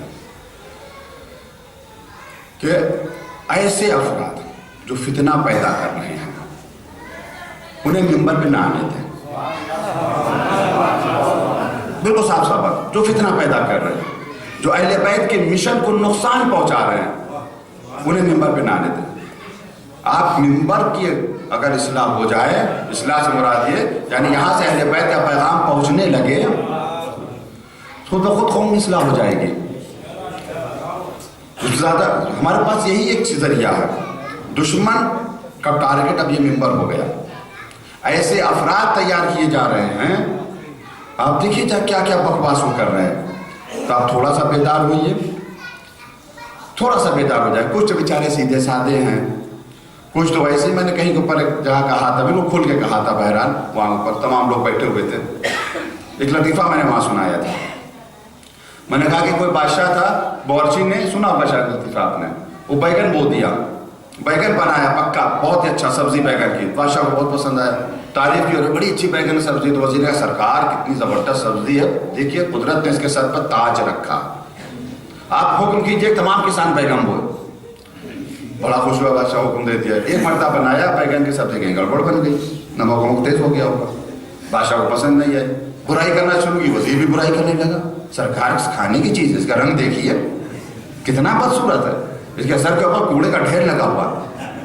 تو بادشاہ کا کل میں تعریف کر رہا تھا, تم تعریف کر رہے تھے, آج برائی کر رہا ہوں, تم برائی کر رہے. تو ہاتھ جوڑ کہتا, سرکار میں بیگن کا نوکر تھوڑی ہوں, میں تو آپ کا نوکر ہوں. اب میسج پہنچ جائے آپ تک. صلوات پر محمد و آل محمد.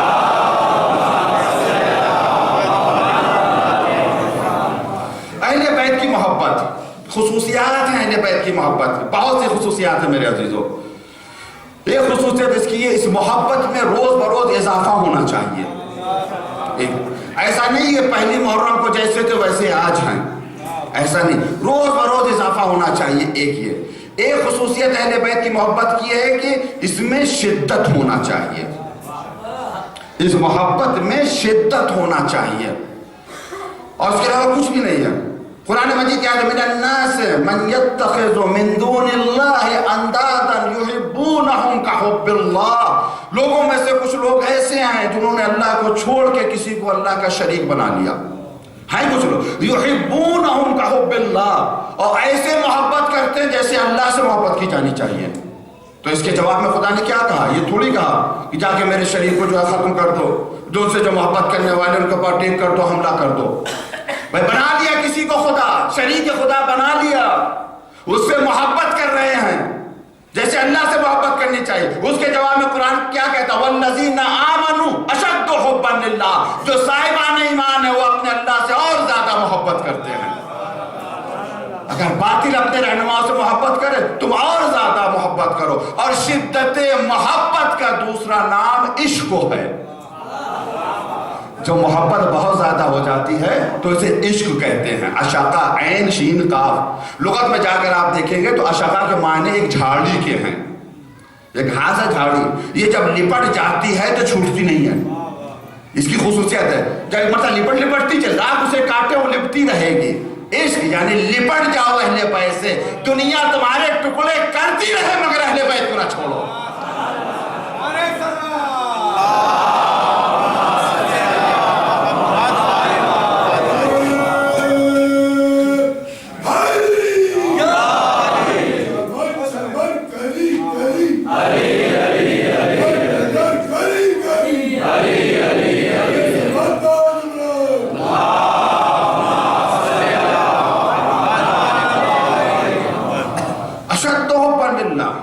اسی طرح اہل بیت کی محبت یا اللہ کی محبت ہے، شدت محبت ہو، محبت عشق ہو اہل بیت سے، ایسی محبت کرو کہ عشق کی منزل پہ پہنچ جائے۔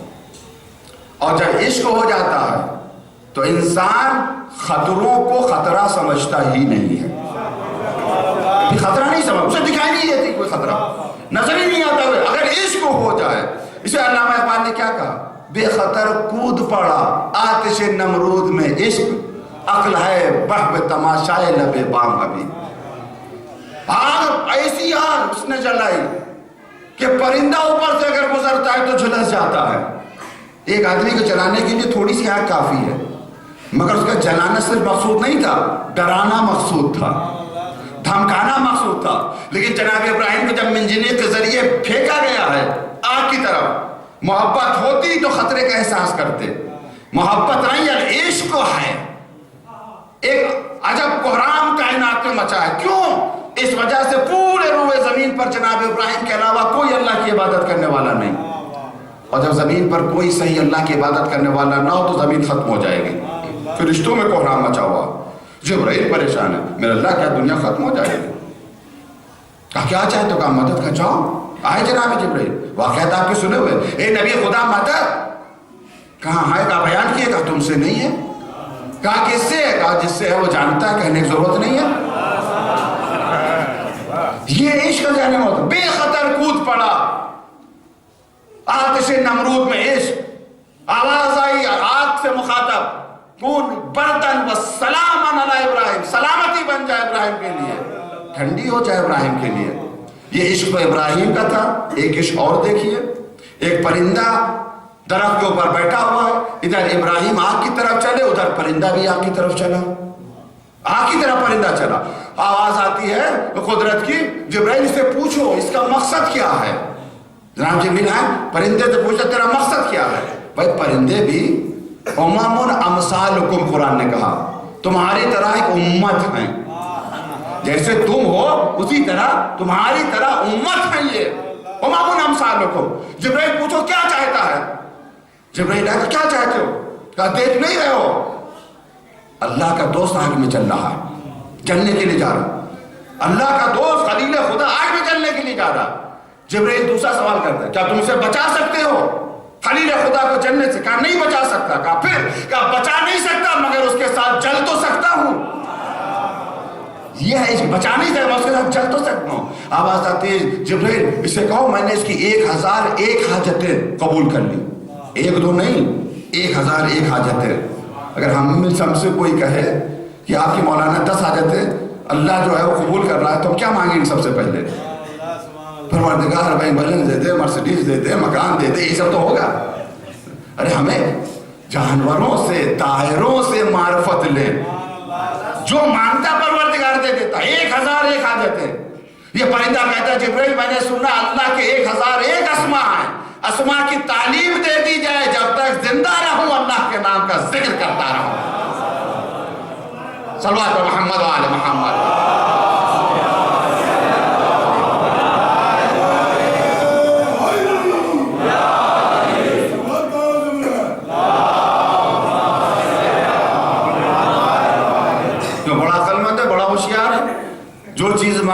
ختم ہو جاتی، جو چیز مانگتا ہے ایک نہ ایک دن ختم ہو جاتی، مگر اس نے وہ چیز مانگی جو ہمیشہ رہے گی، باقی رہے گی۔ اشد حبا للہ، محبت کرو اہل بیت سے، مگر شدت ہو اس محبت میں، عشق ہو اہل بیت سے، اور جب عشق ہو جاتا ہے تو انسان کوئی خطرے کو خطرہ سمجھتا ہی نہیں ہے۔ اس محبت اور اس عشق کی راہ کی رکاوٹیں ہیں، موانع ہیں، رکاوٹ آ جاتی ہے کبھی کبھی۔ محبت کی خاصیت ہے کہ دائمی ہو، پرماننٹ ہو، مستقل ہو، موسمی نہ ہو۔ میں نے کسی مجلس میں عرض کیا تھا، کچھ لوگ موسمی شیعہ ہوتے ہیں، 10 دن کے لیے شیعہ ہو گئے، 2.25 مہینے کے لیے شیعہ ہو گئے۔ پہلے بھائی نہیں، پرماننٹ ہو۔ لوہا جب تک آگ کے قریب رہتا ہے گرم بھی رہتا ہے، سرخ بھی رہتا ہے، دور چلا جاتا ہے آگ کا اثر چلا جاتا ہے۔ جب تک اہل بیت کے قریب رہو گے ان کی اثرات ذات میں رہیں گے۔ ادھر دور ہو گئے 2-4 دن تک گرم رہے، تھوڑی دیر تک تو لوہا گرم رہے گا، اس کا اپنی اصلی حالت پہ آ جائے گا۔ ادھر اہل بیت سے دور ہوئے آ جاؤ گے اپنی اصلی حالت پر۔ دوام چاہیے، اس دوام کے لیے، اس شدت محبت یعنی عشق کے لیے رکاوٹیں ہیں میری عزیزوں، بہت سی رکاوٹیں ہیں۔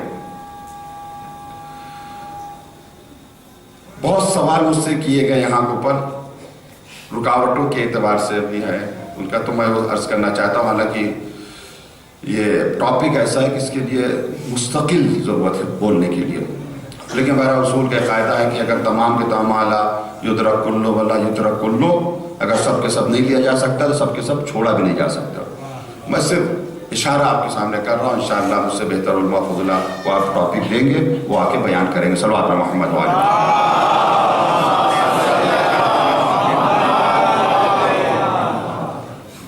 عشق کی راہ میں، محبت کی راہ میں سب سے بڑی رکاوٹ ہے کہ معنی ہے اسے کہتے ہیں شک۔ شک میں انسان گرفتار ہو جاتا ہے۔ اتنا پیسہ خرچہ کر دیا امام حسین پر، پتہ نہیں کچھ ملے گا نہیں ملے گا، آج 4 گھنٹے برباد کر دیے مجلس میں، پتہ نہیں ملے گا نہیں ملے گا، یہ منت مانی پتہ نہیں پوری ہوگی نہیں، شک میں گرفتار ہو جاتا ہے۔ اور جب انسان شک میں پڑ جاتا ہے تو محبت کم ہو جاتی ہے، عشق میں کمی ہو جاتی ہے۔ شک میں نہ پڑے۔ کیسے شک میں انسان پڑتا ہے؟ شک میں وہ انسان پڑتا ہے جس کے پاس معرفت نہیں ہوتی، وہ انسان شک میں پڑتا ہے جس کے پاس معرفت نہیں ہوتی ہے۔ آج کل باقاعدہ فیکٹری لگائی گئی ہے، اس سے مال آ رہا ہے تاکہ لوگ اسے دیکھیں، استعمال کریں، کھائیں، پہنیں، جو بھی کہیں آپ، اور شک میں مبتلا ہو جائیں۔ لیکن یاد رکھو میرے عزیزوں، مومن کا ایمان شیشے کی طرح نہیں ہونا چاہیے۔ شیشے کی کیا خاصیت ہے؟ کنکڑ مارو گے فوراً چٹک جائے گا۔ مومن کا ایمان پتھر کی طرح ہونا چاہیے کہ شک کے کنکڑ آئیں ٹکرا کے واپس چلے جائیں، مضبوط ہونا چاہیے۔ شک میں انسان گرو، اچھا شک کبھی تو اصل وجود میں خدا شک کرے گا، پتا نہیں خدا ہے کہ نہیں ہے، مرنے کے بعد کچھ ہے نہیں ہے، وہاں شک کرے گا، کبھی امامت میں، کبھی کہاں۔ اچھا یہ سب روز اول کی ہیں، دیکھیں مال بہت پرانا ہے، پیکنگ نہیں ہے، بس جتنے بھی اعتراض ہیں جتنے بھی سب پرانے سب صرف پیکنگ نہیں ہے، بس اس کے علاوہ کچھ نہیں ہے۔ ایک مناظرہ ہوا، دیکھیں یہی سوال ہمارے معاشرے میں گھما کے آ رہے، نہیں پیکنگ سر۔ ایک مناظرہ ہوا ٹائلہ، کس کے درمیان؟ حضرت ابلیس لعنت اللہ علیہ اور ملائکہ کے درمیان۔ بہت دلچسپ مناظرہ ہے۔ علامہ طباطبائی نے تفسیر میزان سورہ اعراف میں جو آیات ہیں جناب آدم کے بارے میں، ابلیس کے بارے میں، اس کے ضمن میں اس کو نقل کیا ہے۔ جہاں تک ہمیں پتہ ہے کہ شاید 3 جلدوں کا ترجمہ ہوا ہے، سورہ آل عمران تک اردو میں ترجمہ ہوا ہے، سورہ اعراف کا ہمیں مجھے نہیں پتہ ہے، لیکن بارہ انگلش میں ترجمہ ہوا ہے اور فارسی میں ترجمہ المیزان، تفسیر میزان علامہ طباطبائی کی۔ اس میں سورہ اعراف میں جو آیتیں ہیں جس نے کہا پروردگار اخرج، نکل جائے یہاں سے، تو رجیم ہے، یا آدم اسکن انت وزوجک الجنہ، آدم تم میاں بیوی دونوں جنت میں رہو، وسوسہ شیطان نے بہکایا اور سب کچھ کیا، تمام چیزیں۔ تو اس میں شیطان کے حوالے سے بحث کی انہوں نے، ابلیس کے حوالے سے بحث کی۔ حقیقت ابلیس کیا ہے؟ بہت ضروری ہے ابلیس کو پہچاننا۔ بہت ضروری ہے ابلیس کو پہچاننا. معرفت ابلیس بہت ضروری ہے. ابلیس کو نہیں پہچانیں گے تو دھوکہ کھا جائیں گے. شیطان کا پہچاننا بہت ہی ضروری ہے. کیوں؟ کیونکہ شیطان کبھی شیطان کے نام پر نہیں آتا. اگر شیطان اپنے نام پر آئے تو کوئی مشکل نہیں ہے. شیطان جب کبھی آتا ہے تو بنام حق آتا ہے, حق کا نام لے کر آتا ہے. اس وجہ سے مشکل ہو جاتا ہے. تو اس کی معرفت بہت ضروری ہے. میرا مناظرہ بہت دلچسپ مناظرہ ہے. ایک مسئلہ ہے علم کلام میں ہمارے یہاں, وہ حسن و قب کا. حسن و قب عقلی ہے یا شرعی ہے؟ ہم لوگ امامیہ بھی کہلاتے ہیں, شیعہ اثنا عشری بھی کہلاتے ہیں. ہمارا مناظرہ ہے کہ حکم و قب عقلی ہے, شرعی نہیں ہے. یعنی عقل یہ کہتی ہے کہ ظلم برا ہے, عدل یہ کہتی ہے, عقل یہ کہتی ہے کہ عدل جو ہے وہ اچھا ہے. یا میں عقل ہوں, یہ پوری مفصل بحث ہے حسن و خوب عقلی کی. تو ہمارا امامیہ کا, ہم شیعوں کا علم کلام میں نظریہ یہ ہے کہ حسن اور خوب عقلی ہے, اور برادران کا, دوسرے بھائیوں کا نظریہ یہ ہے کہ حسن اور خوب شرعی ہے, عقلی نہیں ہے. یعنی جھوٹ اس وجہ سے برا ہے کہ شریعت نے کہا برا ہے, سچ اس وجہ سے اچھا ہے کہ شریعت نے کہا اچھا ہے. یا عدل کی بات لینے جو اور ظلم کی بات جو مثال دی جاتی ہے. بہرحال یہ غلط ٹاپک ہے. مناظرہ یہ ہے کہ ابلیس کہتا ہے انی اسلمو, میں تسلیم کرتا ہوں, مانتا ہوں, انا لی الہن و خالقی و موجدی, میں یہ مانتا ہوں میرا اللہ ہے, اس نے مجھے پیدا کیا, اس نے مجھے ایجاد کیا, میں مانتا ہوں. لی اللہ حکمت اسئلہ, مگر 6 سوال ہیں. 6 سوال اس نے کیا. آبجیکشن, شک, یہی نئی پیکنگ میں آ رہے ہیں, یہی نئی پیکنگ میں آ رہے ہیں. اس میں ایک سوال پہلا اس کا یہ, جو پروردگار نے دنیا کو پیدا کیا کیا وجہ تھی, کیوں پیدا کیا, خلق کیا, کس وجہ سے پیدا کیا, انسانوں کیوں پیدا کیا. چلو ٹھیک ہے, پیدا کر دیا, اچھی بات, پیدا کر دیا, چلو. اسے تو پتا تھا کون جنت میں جائے گا, کون جہنم میں جائے گا, اسے تو معلوم ہے نا. تو بھائی جو جنت پہ جنتی تھا اسے سیدھے جنت پہنچا دیتا, جو جہنمی تھا اسے جہنم میں پہنچا دیتا. یہ اتنا بڑا مرحلہ, ہاں کیا فائدہ اس کا, یہ تکلیف کیوں اس نے کی, واجب کیوں کیا, حرام کیوں, کیا وجہ اس کی, کیوں ہمیں پیدا کیا, کیوں ہمیں سجدہ, اسے پتا تھا میں سجدہ نہیں کروں گا, کیوں اس نے مجھے سجدے کا حکم دیا, اسے پتا میں اچھا ٹھیک سجدے کا حکم دے دیا, میں نے نہیں کیا. ہماری مہلت مانگی, مجھے کیوں مہلت دے دی اس نے, وہ بھی جب تک کی مہلت مانگی اس نے دے دی. کیوں مجھے طاقت دے دی بہکانے کے لیے, اگر میں نہ ہوتا دنیا میں تو دنیا شر سے خالی ہوتی, میں نہ ہوتا دنیا میں تو دنیا شر. اس طریقے کو اس نے 6 اشکال کیے, اشکالوں کو جمع کیا. رول مانی نے, انہوں نے, آلوسی نے جمع کیا.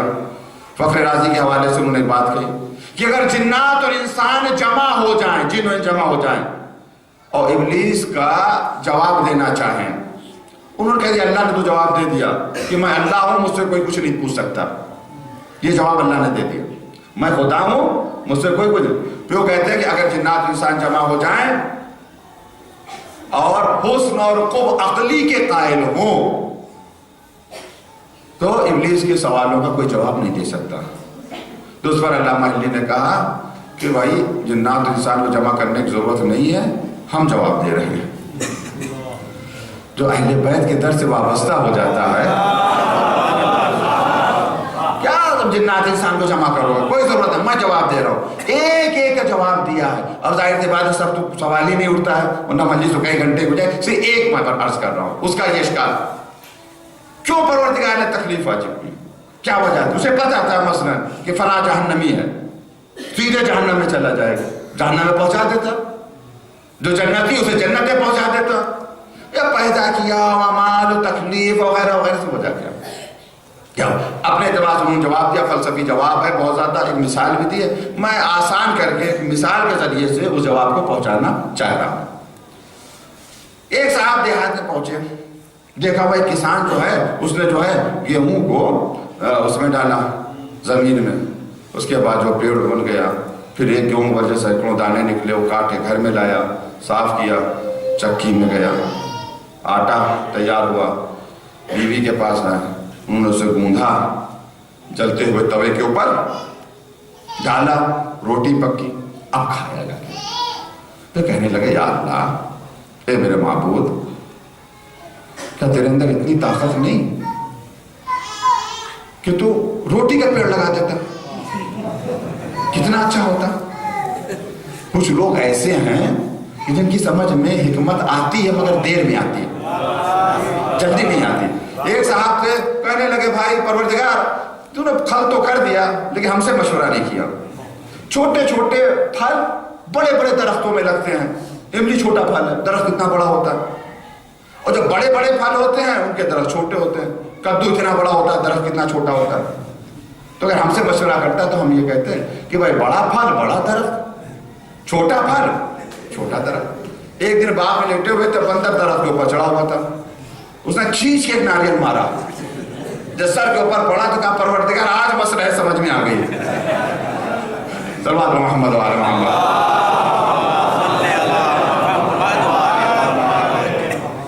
آج ہمیں مسئلہ سمجھ، تو کچھ لوگ سمجھ میں آتے، دیر میں سمجھ میں آتا ہے۔ یہ کیا اتنا سفر گیہوں کا ہے، گندم کا، اتنا طویل سفر گیا، زمین کے اندر دفن ہوا، پھر نکلا، پھر وہ چکی میں پسا، اور پھر وہ آگ میں پکا، پھر روٹی، میرے اللہ روٹی کے درخت لگا، کتنا اچھا ہوتا۔ زمانے کے ساتھ بدلتا بھی رہتا، کبھی شیرمال کا درخت ہوتا، کبھی نان کا درخت ہوتا، آج کل بسکٹ کے درخت ہوتے ہیں، سارا مسئلہ حل ہو جاتا۔ کیا اللہ قادر نہیں ہے؟ اللہ کے اندر قدرت نہیں تھی کہ روٹی کا درخت لگا دیتا، شیرمال کا؟ بے شک قدرت تھی، اللہ روٹی کا درخت پیدا کر سکتا تھا، شیرمال کا درخت لگا سکتا تھا، مگر وہ شیرمال ہوتی، روٹی ہوتی، گیہوں نہ ہوتی۔ وہ روٹی کا پیڑ ہوتا، کیوں نہیں پتا لگتا کہ ایک دانے میں کتنی صلاحیت ہے، دیکھنے میں ایک دانہ ہے، زمین میں جاتا ہے دفن ہوتا ہے، مگر دی ہوئی صلاحیت سے زمین کا سینہ چیر کر اپنے وجود کا اظہار کرتا ہے، پھر وہ چکی میں پستا ہے، پھر جا کر اشرف مخلوقات کے لیے غذا بنتا ہے۔ بتانا تھا اس گیہوں میں کتنی صلاحیت ہے، اگر ایسے ہی کسی کو جنت میں بھیج دیتا، ایسے ہی کسی کو جہنم میں بھیج دیتا، انسان کے اندر جو صلاحیتیں تھی وہ سامنے نہ آتی، پتہ ہی نہیں لگتا۔ یہ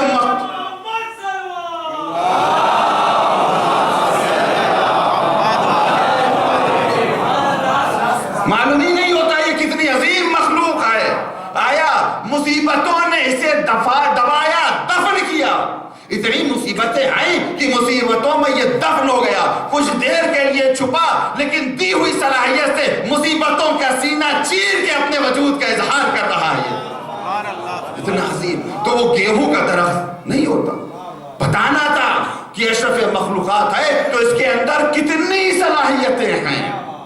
ہر سوال کا جواب دیا علامہ طباطبائی نے میرے عزیزو۔ تو یہ شک و شبہات جو آ جاتے ہیں، اس شک و شبہات کی وجہ سے انسان کا عقیدہ کمزور ہو جاتا ہے، لیکن یاد رکھو جب تک اہل بیت کے پاس ہم رہیں گے ہمارا عقیدہ بڑھتا رہے گا۔ یہ ایسی بات نہیں ہے، ہم یہ نہیں کہنا چاہتے کہ ہماری منتیں پوری ہوتی تو عقیدہ بڑھ جاتا، نہیں، ہمارا عقیدہ تو کچھ اور ہے، ہمارا جتنا جاتا ہے اتنا ہی عقیدہ بڑھتا چلا جاتا ہے۔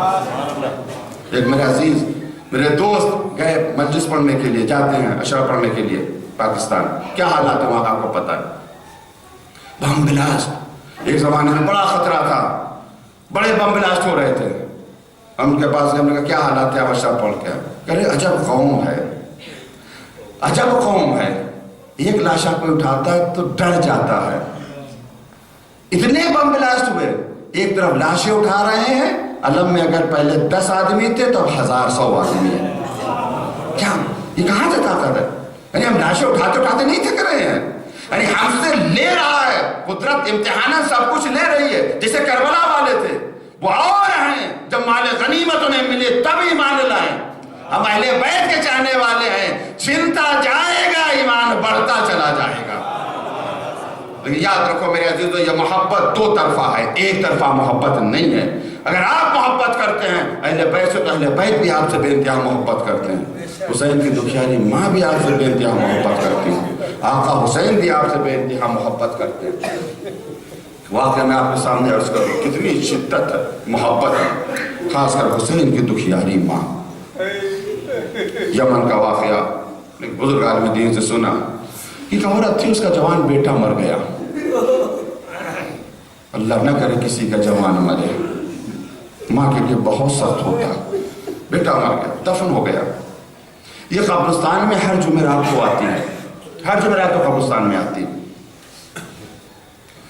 مگر اپنے بیٹے کی قبر پر بیٹھ کر فاتحہ نہیں پڑھتی، कुरान नहीं पढ़ती, बल्कि मशकीज़ा है, कूज़ा है। जो आते हैं मोमिनीन कब्रिस्तान में फातिहा पढ़ने के लिए, ये उन्हें पानी पिलाती है और कहती है पानी पियो, मेरे आका की प्यास याद करो। यही उसका तरीका, यही उसका शेवा है। खुदा के कसम हुसैन की प्यास सब रोए। ज़माने के इमाम जब ज़ोहर फरमाएंगे, दीवार काबा से कुछ लगा कर जो सबसे पहला मरसिया पढ़े वो क्या, या अहलल आलम अला या अहलल आलम कुतिला जद्दी अतशाना, मेरे जद को प्यासा ज़िबा किया गया। इमाम हुसैन की प्यास याद करना, याद करके रोना कितना बड़ा। आपने अमीर कबीर का नाम सुना होगा, वजीर थे अपने ज़माने के, बहुत काम किया है अमीर कबीर। इनके कत्ल का हुक्म हो गया, इनको किसी ने ख्वाब में देखा बड़ा इनका मर्तबा है जन्नत में। कहा अमीर कबीर इस मर्तबे तक कैसे पहुंचे? यकीनन तुमने गुमराह फिरकों को मारा है, दबाया इस वजह से, तुमने उलमा की मदद की, तालिब इल्मों की मदद की, गरीबों की मदद की, लोगों की खिदमत की, इस वजह से ये मर्तबा मिला। कहा नहीं, इन सब वजह से मुझे मर्तबा नहीं मिला। कहा कैसे मिला? कहा था जो मुझे हम्माम में लाया गया, हुक्म दिया गया कत्ल करने का, तो सिपाहियों ने मेरे हाथ की रगें काटी। जब हाथ की रगें काटी तो खून बहा, जब खून बहा तो प्यास का गलबा हुआ, जब खून जिस्म निकलता है तो प्यास लगती है। तो मैंने चाहा कि मैं सिपाहियों से पानी मांगूं। जैसे मैंने पानी मांगना चाहा, नागाह मेरे ज़हन में ख्याल आया, कबीर थोड़ा सा जख्म है और प्यास बर्दाश्त नहीं, तुम्हारा आका तो जख्मों से चूर चूर था, 3 दिन का भूखा प्यासा था। मैंने पानी नहीं मांगा, अपने आका की प्यास को याद किया, उसके एवज में परवरदिगार ने मुझे ये मर्तबा अता किया है। अल्लाह अल्लाह आतश हुसैन, तो इमाम हुसैन की मुझे नहीं पता, इमाम हुसैन नहीं चाहते हैं कि लोग उनकी प्यास को याद करें। जनाब सकीना के ये जुमले कि मैं लाशों से लिपटी हुई थी तो कटी हुई गर्दन से आवाज आ रही थी, शी यतीमा इन शरीर तुम्मा अज़बिर फज़कुरूनी, मेरे चाहने वालों जब ठंडा पानी पीना तो मेरी प्यास को याद कर देगा। अला या अहलल आलम कुतिला जद्दी अतशाना, दुनिया वालों मेरे जद को प्यासा मारा गया। ये औरत पानी पिला रही, पानी पियो, मेरे आका की प्यास को याद करो। हस्ब मामूल एक जुमेरात पानी पिला रही थी, नागा इसका गुजर उस कब्र से हुआ जो उसके बेटे की कब्र थी। क्या देखा?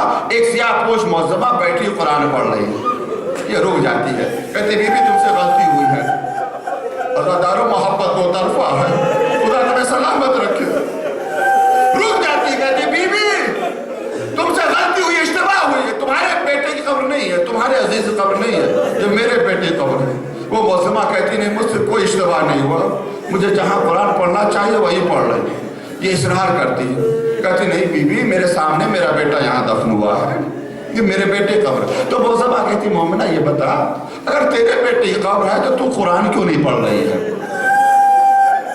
अगर तेरे बेटे कब्र है तो कुरान क्यों नहीं पढ़ रही है? क्या कर रही है? तो कहती मैं कुरान नहीं पढ़ रही हूँ, मैं तो अपने आका की याद में लोगों को पानी पिला रही हूँ। मैं इतना सुनना था, वो सियाहपोश मौज़मा कहती है बीबी जिद हुसैन की याद में पानी पिला रही है, मैं उसकी दुखियारी माँ फातिमा ज़हरा हूँ। अगर तू बेटे की कब्र पर कुरान नहीं पढ़ रही तो मैं आ गई, मुझे नहीं पता, शायद सैयदा हमें देख रही हो। ए हुसैन की दुखियारी माँ, हम गुनहगारों की कब्रों में भी आ जाइएगा। और वही आने वाला है अज़ादारों, दुनिया के कोने कोने से ज़ायरीन आ रहे हैं ज़ियारत करने के लिए। एक बहन भी आई है ज़ियारत करने के लिए। आज मेरा दिल चाहता है कि जनाब ज़ैनब को पुरसा दे, जनाब ज़ैनब को पुरसा दे। बड़ा मर्तबा है जनाब ज़ैनब को, किसका? औन मोहम्मद का पुरसा दे। मगर ज़ादारों दिल चाह रहा है वहाँ पुरसा दे जहाँ ज़ैनब ने औन मोहम्मद को याद किया है। कहाँ याद किया है जनाब? शब आशूर औन मोहम्मद को तैयार कर रही हैं। बेटा का ऐसा ना हो कि रोज महशर में माँ के सामने शर्मिंदा हो। बच्चे कह रहे अम्मा आप इजाजत दिला दीजिएगा, फिर लोगों को जाफर का जमाना याद आएगा। आशूर के दिन अली अकबर का लाशा आया, जनाब ज़ैनब तलब कर निकलती है खैमे से, लेकिन जब औन मोहम्मद के जनाजे आए तो जनाब ज़ैनब खैमे में नहीं है, एक दूसरे खैमे में है, शुक्र का सजदा कर रही है। मेरे अल्लाह तेरा शुक्र है कि मेरी कुर्बानी को कबूल कर लिया। बाज़ उलमा कहते हैं कि जनाब ज़ैनब इस वजह से नहीं आए कि 2 लाशें आए हैं ना और मोहम्मद के, کہ شاید زینب حسین کو دیکھنا نہیں چاہ رہی ہے، کہ شاید حسین کے چہرے پر شرمندگی کے آثار ہو، کہ ماں کے لیے تو جنازے لے کر عاشور کے دن جناب زینب اور محمد کو یاد نہیں کرتی۔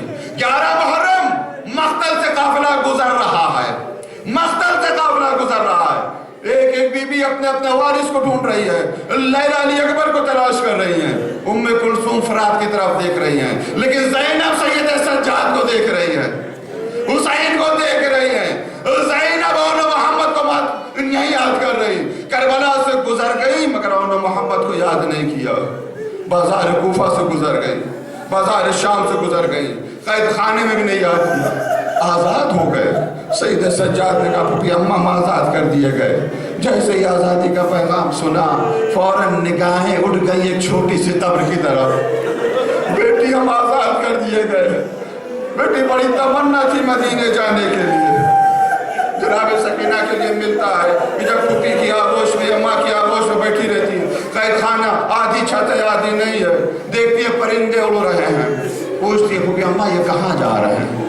بیٹی اپنے اپنے آشیانوں کو جا رہے ہیں، تڑپ کر کہتی پھپھی اماں ہم اپنے وطن مدینے کب جائیں گے؟ مجھے نہیں پتا مدینے جانے کی اتنی تمنا کیوں ہے، میں نہیں بتا سکتا، لیکن میرا تصور کہہ رہا شاید سکینہ فاطمہ صغرا سے مل کے بابا کا پرسہ دینا چاہ رہے، اے بیٹی ہم آزاد ہو گئے۔ اس کے بعد سید سجاد کو بلایا، بیٹا جب سے میرا بھائیہ مارا گیا میں بہت آہستہ آہستہ مسائل پڑھ رہا تھی، تو 25 تمام کر دیتا، اگر یہ 40 آنے والا نہ ہوتا، اگر یہ ایام ایسا نہ ہوتا، آج سے نہیں پہلی محرم سے آپ رو رہے ہیں، لیکن عزیزوں میں کہوں آپ سے کیا روتے روتے تھک گئے ہو؟ ہماری تو یہی دعا پروردگار ہم روتے روتے مر جائیں اس دنیا سے، انہی آنسوؤں کے ساتھ ہمارا جنازہ اٹھے، سید سجاد کے گھر خالی کرایا جائے۔ جب سے میرا بھائیہ مارا گیا زینب دل کھول کے رو نہ سکی، گھر خالی ہوا، جب گھر خالی ہوا 7 دن تک ماتم ہوا، شام کی عورتیں پرسہ دینے کے لیے بھی آئی، 7ویں دن جناب زینب نے کہا بیٹا یزید سے کہو ہمارا لٹا ہوا سامان بھیج دیں، سامان آیا، کیا تھا ان کے پاس؟ کچھ چادریں تھیں، زینب نے تقسیم کرنا شروع کر دیا، ام کلثوم نے تمہاری چادر، رباب کی تمہاری چادر، لیلا یہ تمہاری چادر، تمام چادریں بٹ گئی، ایک چادر بچی نہیں جس کا لینے والا کوئی نہیں تھا، قید خانے کا رخ کیا، سکینہ چادر مل گئی ہے، اللہ۔ اس کے بعد کہا کہ ہمارے وارثوں کے سر بھیجے جائیں، سر آئے، شہداء کے سر آئے، عباس کا سر آیا، ام کلثوم نے آگے بڑھ کر لے لیا، علی اکبر کا سر آیا، لیلا نے آگے لے لیا، قاسم کا سر آیا، ام فروہ نے لے لیا، 2 سر فرش اعزا پر رکھے رہے، ان کا لینے والا کوئی نہیں تھا، جو عورتیں پرسہ دینے کے لیے آئی، کہتی بیویوں کے ان بچوں کی ماں مر گئی ہے، مزاداروں میں آپ کو لا رہا اس منزل پر جہاں جناب زینب کو پرسہ دینا ہے، بیویوں کے بچوں کی ماں مر گئی ہے، کہا زینب نے کہا کیوں ایسا پوچھ رہی ہو؟ کہا ان کا لینے والا کوئی نہیں، زینب تڑپ کر کہتی نہیں ان کی ماں زندہ، زینب حسین کا ماتم کرے گی، اپنے بچوں کا ماتم نہیں کرے گی۔ لیجئے یہ منزل گزر گئی، زینب نے محمد کو یاد نہیں کیا، بہن کربلا آئی، قبر حسین کا پہلا زائر جابر حسین کی قبر سے لپٹا ہوا رو رہا ہے، آقا آپ کو پیاسا ذبح کیا گیا، بھوکا ذبح کیا گیا، ناگاہ جابر کے کان میں آواز آئی، جابر میری قبر سے دور چلے جاؤ، جابر میری قبر کو چھوڑ دو۔ آقا کیا کوئی گستاخی ہو گئی ہے؟ نہیں جابر، میری بہن زینب آ رہی ہے، میری بہن زینب آ رہی ہے، جابر میں نہیں چاہتا اگر زینب کی آواز تمہارے کان میں، اے آقا یہ زینب بازار سے ہو کر آئی ہے، دربار میں خطبہ دے کر آئی ہے، جناب زینب آئی، اپنے آپ کو حسین کی قبر پر گرایا، کئی دن تک یہ رہی، مجھے نہیں ملا کہ زینب نے اور محمد کو یاد کیا ہو، ان کی قبروں تک گئی ہو، آ گئی، کہا مدینے آئی جناب زینب، نواسی نانا کے حرم میں آئی، نانا سے فریاد بیان کی۔ عزاداروں بس ایک نفسیاتی بات میں عرض کرنا چاہتا ہوں، اکثر خواتین کی یہ فطرت رہتی ہے، نفسیاتی بات ہے، وہ یہ اگر ان مصیبت میں ہوتی ہیں، پریشانی میں ہوتی ہے، تو اپنی مصیبت کو اپنے شوہر سے بھی چھپا لیتی ہیں، اپنے باپ سے بھی چھپا لیتی ہیں، اپنے بھائیوں سے چھپا لیتی ہیں، لیکن جب بیٹی کو ماں ملتی ہے تو بیٹی ماں کے سینے سے لگ کر اپنے سینے کا سارا دکھ بیان کر دیتی ہے۔ اور دوسری فطرت تو سب کو معلوم ہے کہ خدا نہ خواستہ گھر میں اگر کوئی حادثہ ہو جائے تو بڑے چھوٹوں کے سامنے نہیں روتے ہیں، چھوٹوں کے سامنے روئیں گے تو چھوٹے اور پریشان ہوں گے۔ زینب کس کے سامنے روئے؟ سب سے بڑی ہے۔ اب زینب دل کھول کر رو نہ سکی۔ میرا تصور کہتا جیسے ہی ام البنین میری ہوں گی، بیٹی ماں کے سینے سے لگی ہوگی، اماں بڑا گھر لٹ گیا، اماں علی اکبر کے سینے پر برشی لگی، اماں عباس کے بازو غلب ہوئے، بیٹی ہے ماں کے سینے سے لگی ہوئی ہے۔ ادرکم اللہ بتجدو آ گئی منزل، آپ کو پرسا دینا ہے۔ زینب سید سجاد کے گھر میں ہے۔ ایک دن آپ کے شوہر آئے، امام سے کہا کہ بنت علی کو گھر بھیجیے، پیغام پہنچایا۔ زینب اپنے گھر میں آئی، آنگن میں بیٹھ گئی، رونا شروع کیا۔ وہ منزل آئی یہاں پرسا دینا ہے، رونا شروع کیا، رو رہی ہے۔ آپ کے شوہر آئے، پہچان نہ سکے، سارے بال سفید ہو گئے ہیں۔ اے بی بی تم کون ہو؟ میرے گھر میں کیوں آ کر رو رہی ہو؟ اپنے چہرے سے بال ہٹائے، اے وارث نہیں پہچانا، میں آپ کی زینب ہوں۔ طرف گئے جناب عبداللہ، بازو پکڑ کر اٹھانا چاہا، اے عبداللہ ذرا آہستہ، ان بازوں میں رسن بنے گی۔ اے بی بی حجرے میں آئیے۔ زینب حجرے میں آئی، دو بستر نظر آئے، دو مسلے نظر آئے، ماں کا دل تڑپا، کربلا کا رخ کیا، اے میرے لالو محمد، اب ان بستر پر کون آ رہا ہے؟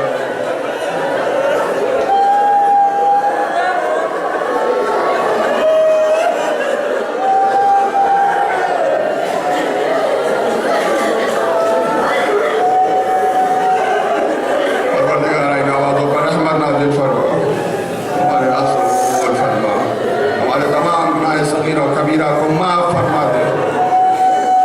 پروردگار دنیا کے کونے کونے زائرین کربلا آئے زیارت کرنے کے لیے، سب کی جان و مال عزت و آبرو میں حفاظت فرما، صحیح و سالم اپنے وطن واپس آئے۔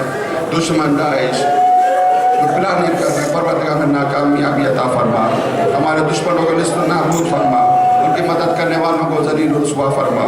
بہت سے لوگوں نے دعاؤں کے لیے کہا بیمار ہو، پروردگار سب کو شفا کامل اور عاجل عطا فرما، جو بے اولاد انہیں اولاد عطا فرما، جو پریشان آ رہے ان کی پریشانی کو دور فرما۔ علماء اسلام مراجع کرام رہبر عزم الشان ان کا سایہ ہمارے سر پر قائم و دائم رکھ۔ پروردگار واسطہ محمد والے محمد جب تک زندہ رہے، اس غم کے ساتھ زندہ رہے۔ اس عالم میں موت آئے جب تیری اطاعت میں ہو، اس عالم میں موت نہ آئے جب تیری معصیت میں ہو۔ زور امام زمان تاجیل فرما۔